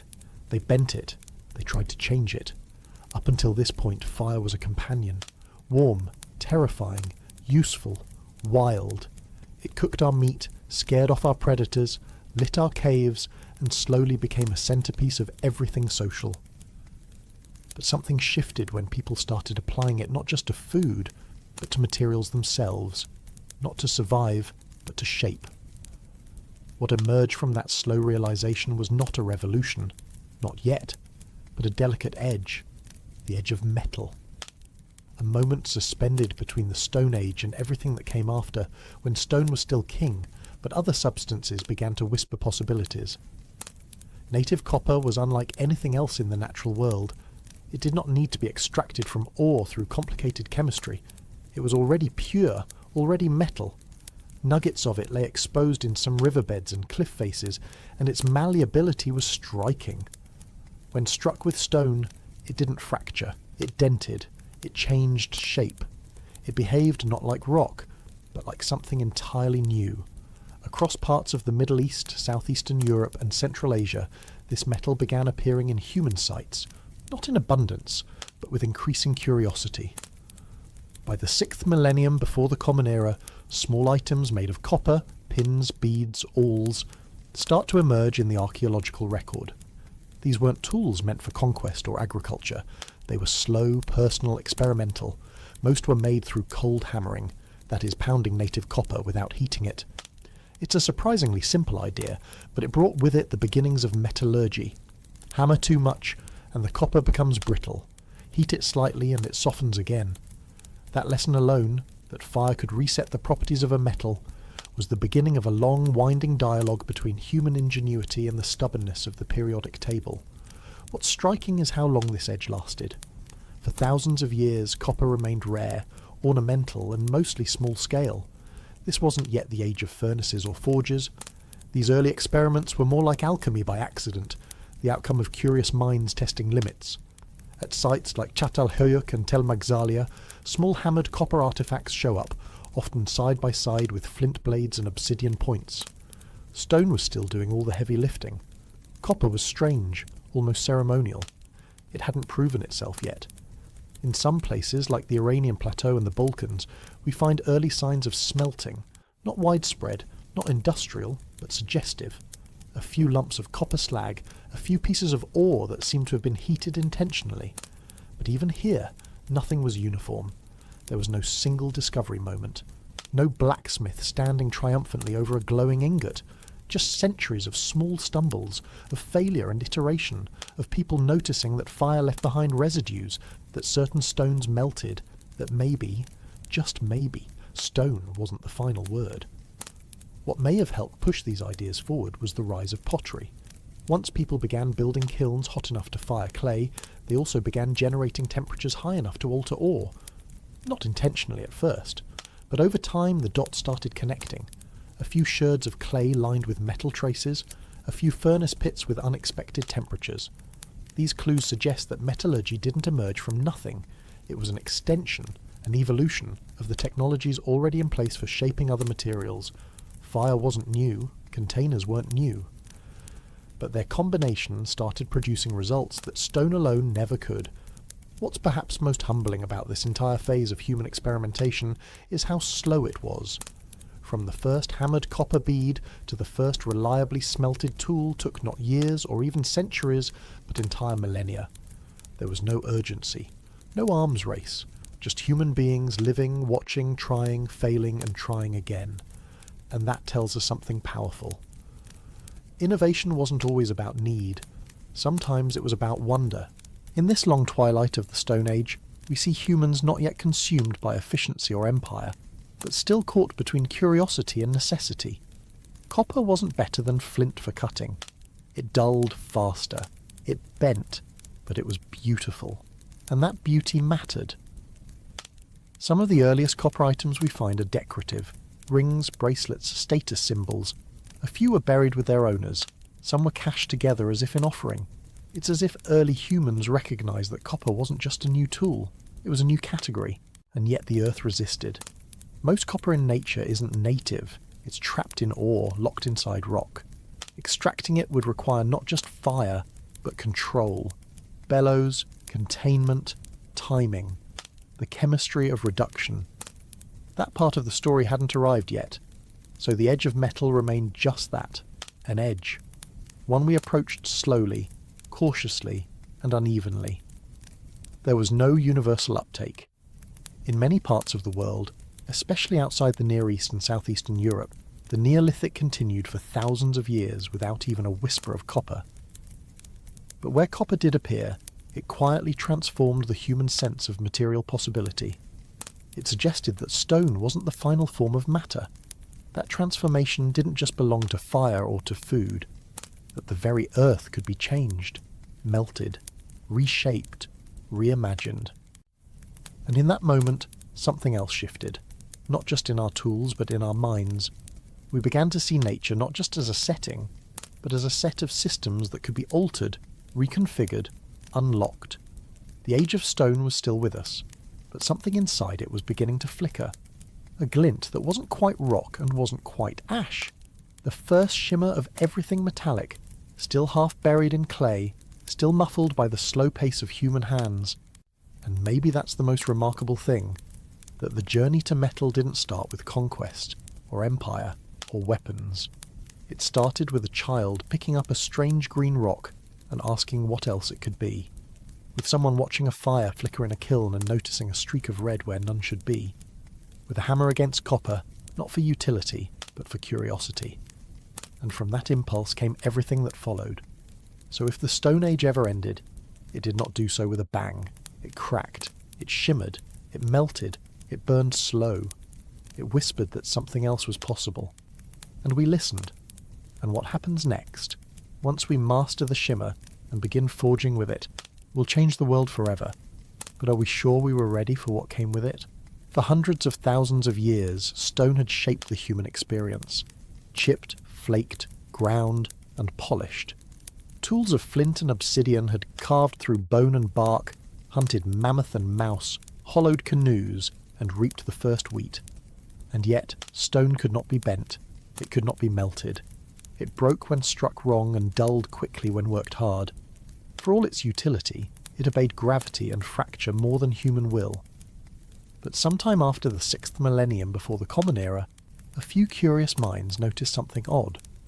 Among certain riverbeds or at the foot of dry hillsides, under layers of soil scorched by cooking fires or lightning-struck trees, there were stones that did not behave like stone. Some glinted red or green in the sunlight, others could be shaped without shattering, and some, when placed too close to flame, wept. This was not stone, this was copper. And with it began the slow, stumbling, almost accidental end of the Stone Age. No one knows exactly where the first copper was deliberately smelted. Unlike the flashier revelations of later archaeology, there is no single tomb, no smoking gun, no palace archive that spells it out. Instead, the record is patchy, hesitant. A blackened pot here, a crucible fragment there, a few microscopic droplets of slag lodged in a hearth floor. The earliest evidence for controlled smelting may come from the highlands of modern-day Serbia, where sites like Belovod and Plochnik have revealed the remains of what look like clay furnaces and traces of molten copper dating back to the 6th millennium before the Common Era. Meanwhile, in the Zagros Mountains of western Iran, at a place called Tali Iblis, archaeologists have found copper slags dated to around the 5th millennium before the Common Era. Farther east in the Indus region, and westward in the Levant and southern Anatolia, similar clues appear, localized, scattered, unassuming. It is as if something invisible was dawning, not with a bang, but with a glow. To understand how strange this discovery must have seemed to its earliest practitioners, it's worth remembering what metal is. Unlike wood or stone, metal does not exist ready-made. Yes, native copper can be found in pure, malleable form, but it's rare, a kind of geological accident. Most of it is locked in ores, rocky composites of sulfur, oxygen and other minerals, dull to the eye, heavy in the hand, and utterly inert until subjected to the right temperature, for the right duration, under the right conditions. You cannot stumble into metallurgy by accident. You must be curious, persistent, slightly reckless, and you must have a fire, not just any fire, but one hot enough to reach over 1,000 degrees Celsius, far beyond the warmth of a cooking hearth. How did this happen? The answer may lie in pottery. By the early 5th millennium before the Common Era, many Neolithic communities were already skilled in shaping and firing ceramic vessels. To fire a pot well, one must learn to build kilns, enclosed chambers that channel air, insulate heat, and sustain controlled burns. Once that infrastructure was in place, perhaps someone tossed a lump of green malachite into a clay-lined fire pit, only to find that, after many hours and a generous bellows, the ore turned to metal. A miracle born from craft. But miracles are rarely solitary. Once the technique was discovered, it spread, not rapidly but steadily, along the arteries of exchange and imitation. Small copper items began to appear. Beads, pins, hooks, chisels, and awls. These were not mass-produced, nor were they replacements for stone. They were special. Their shimmer carried meaning. In burials and hoards, copper objects seem to have signalled prestige more than practicality. At first, copper was too soft for cutting trees or skinning hides, but it was new, rare, and shine mattered. Like the first textiles, like ochre before it, copper had aura. That began to change once smelting became more routine. By the late 5th millennium before the Common Era, people in places like the Tisapolgar culture of the Carpathian Basin and the Vinča culture of southeastern Europe were not just experimenting with copper, they were producing it. In the Balkans, entire workshops emerged, with slag heaps meters thick, indicating sustained metallurgical activity. Along the edges of the Fertile Crescent, similar traditions took hold, adapted to local geology and knowledge. Metallurgy was no longer just a curiosity. It was an occupation, a process, a tradition with rules. The act of smelting itself required more than fire. It required infrastructure. Crucibles, clay vessels capable of withstanding intense heat, had to be shaped and dried, designed with spouts for pouring. Furnaces had to be built, insulated with ash or broken potsherds. Charcoal had to be sourced since wood alone could not generate the necessary temperature. And someone had to work the bellows. This was not light work. It was loud, smoky, back-breaking labour, more alchemy than industry. To get a handful of metal, one needed to crush kilograms of rock. Sometimes it failed. Ores were contaminated. Crucibles cracked. Impurities weakened the final ingot. Metallurgists were not wizards. They were experimentalists, tinkerers with fire. Over time, they got better. The copper became cleaner, more consistent. Tools moved from ornamental to functional. Axes, blades, and adzes began to rival their stone counterparts, not in raw cutting power, but in refashionability. Copper tools could be repaired, recast, sharpened anew. Stone tools could not. And while copper never replaced flint completely during this period, it began to challenge its supremacy. Slowly, the Stone Age met its match not with a war, but with a whisper. The whisper of metal cooling in the night. Still, this was not yet the age of empires or armies. No large-scale bronze casting, no smelting complexes with dozens of workers. The metallurgy of this era remained intimate, household scale, dependent on regional geology and generational know-how. It was a quiet revolution. In parts of what is now southeastern Europe, for instance, archaeologists have unearthed small copper ingots stashed in the corners of homes, near loom weights or spindle whorls. It suggests that metalwork was not yet fully separated from domestic life. The first metallurgists were not necessarily full-time specialists. They may have been mothers, fathers, weavers, farmers, people with many tasks for whom metallurgy was a seasonal or ceremonial skill. Perhaps this is the real mystery. Not that humans discovered how to turn rock into metal, but that they did so before they needed to. Copper at this stage was not yet a weapon. It did not feed villages or change how people hunted. Its emergence was less about necessity than imagination. It was not the strongest material available, but it was the most enchanting. And in the end, that may have been enough. So we're left with a question. Why did they keep doing it? Why keep melting stone if it was easier to carve flint? Why brave the smoke, the failures, the endless hours at the fire? Because something changed when metal flowed. The earth no longer gave up its gifts in finished form. Now, we had to extract them, refine them, shape them through violence and care. In doing so, humans crossed a boundary, not just technical, but symbolic. For the first time, we weren't just using nature, we were transforming it, rewriting the rules of what matter could do, and that shift, once begun, would never quite stop. The Stone Age was ending. But it didn't know it yet. The ground still held secrets, and one of them, very soon, would be bronze.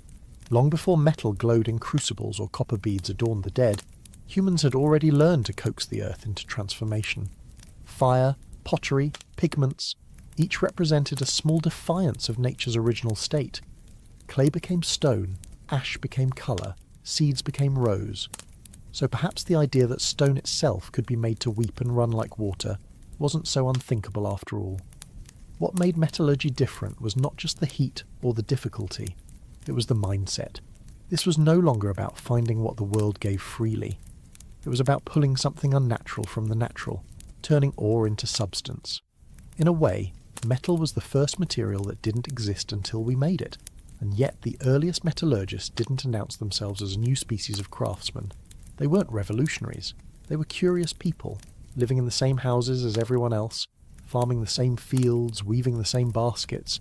They just happened to spend more time near fire, near the riverbeds where unusual green stones clustered, and near the blackened pits where rock sometimes betrayed a shimmer. What they were doing may have looked like magic, but it wasn't.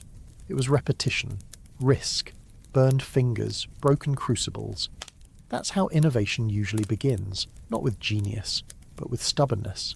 And so, slowly, the process stabilized. Copper began to behave more predictably. The first hammer marks were replaced by the first melt lines. Metallurgy went from accident to habit. It didn't yet rule the world, but it no longer belonged only to chance. It had entered the human repertoire. One more way to change the world by understanding what lay beneath it. That's where the story of copper ends. But it's also where something more dangerous begins. The metal wasn't always used for beauty. Soon, it would be shaped to bite back. If you were standing on the banks of the Tigris around the year 3000 before the Common Era, you might think the Stone Age had finally given way. The glow of kilns, the smell of smelting, the sharp glint of new metals in freshly cast blades and chisels, these were the signatures of a world tilting towards something new. Copper had been hammered, reshaped, and tested. Tin had been found. Bronze had begun to flow. And yet, for most of the Earth, the Stone Age did not end. Not that year, not even that millennium. The phrase Stone Age suggests a clear border, a line that can be crossed. But human cultures are not geological epochs. They do not end everywhere at once. They fracture, blend, persist. For every pot in Mesopotamia hardened by heat, there were still people in the forests of Europe knapping flint. For every bronze tool emerging in Anatolia, someone in the Andes was still carving with obsidian, not because they were behind, but because the mountains offered what they needed. The Stone Age in truth never vanished. It simply began to live in parallel. Obsidian, for example, may be volcanic glass, but in human hands it became something almost surgical. As early as 7,000 years ago in the Americas, flakes of obsidian were being shaped into scalpels capable of splitting flesh cleaner than any modern steel. In Ethiopia and Kenya, obsidian tools have been found in sites from the Neolithic right up to the Iron Age, tools that were not cast aside when metal arrived, but used in tandem, chosen for their edge, their purity, their ease of control. Even today, in high-precision surgeries, surgeons sometimes reach back to obsidian blades when only the cleanest cut will do.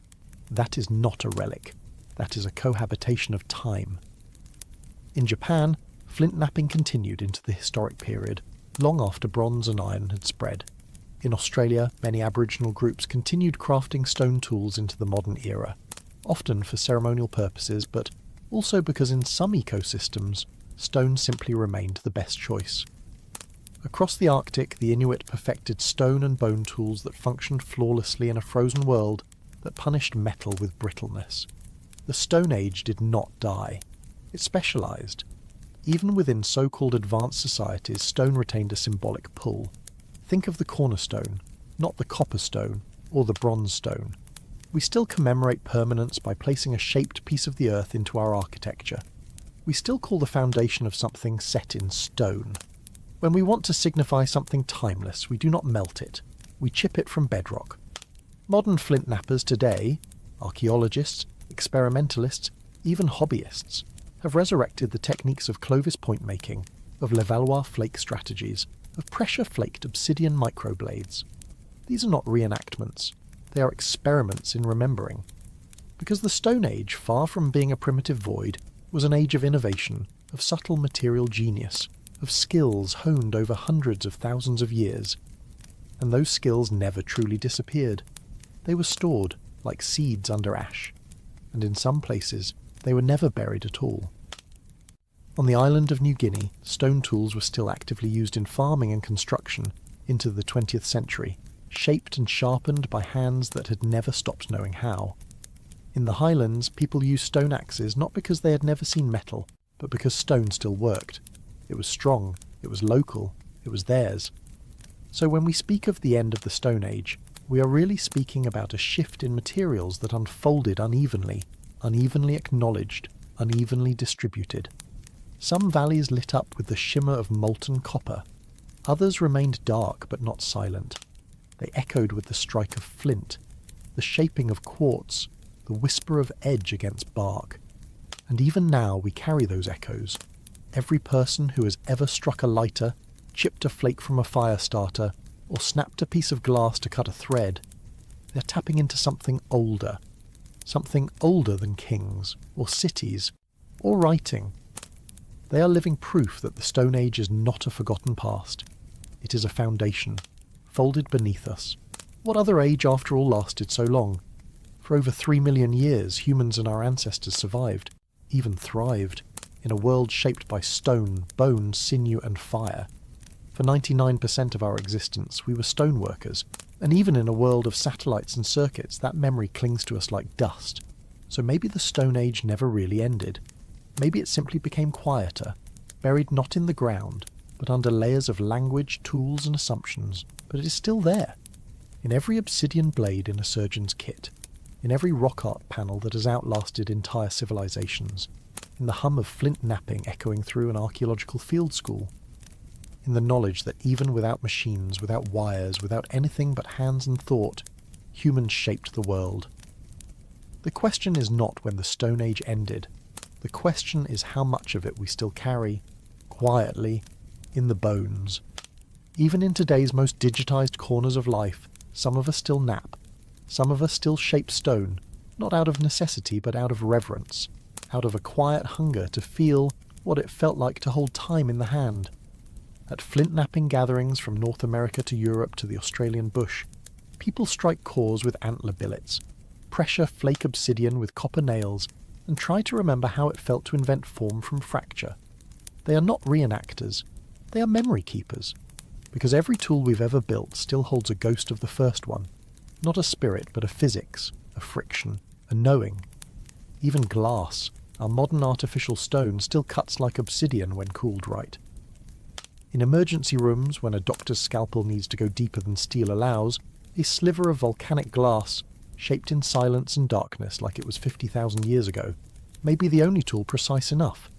In a world of quantum computers, sometimes the edge that saves a life is still born in fire and flaked by hand. The Stone Age did not vanish. It settled into our metaphors, our muscle memory, our sense of durability. We still measure epochs with stones. Stepping stones, gravestones, milestones. A stone marks where something begins, or ends, or mattered. In that sense, every stone tool ever made was not a primitive object. It was a sentence, chipped into time by a species trying to last. So perhaps the Stone Age ended on a calendar, but it never ended in us. Thank you, fellow sapiens, for wandering this timeline with me, for drifting into deep time, for slowing down and remembering. If this helped you fall asleep, helped you study, or simply helped you step out of the noise for a while, thank you for being here. If you think more people should know this story, you know what to do, like subscribe, share it with the sapiens in your life, and tell me, are you listening before bed, while working, or somewhere in the world I can only imagine? And as always, stay curious, stay calm, I'll see you in the next story.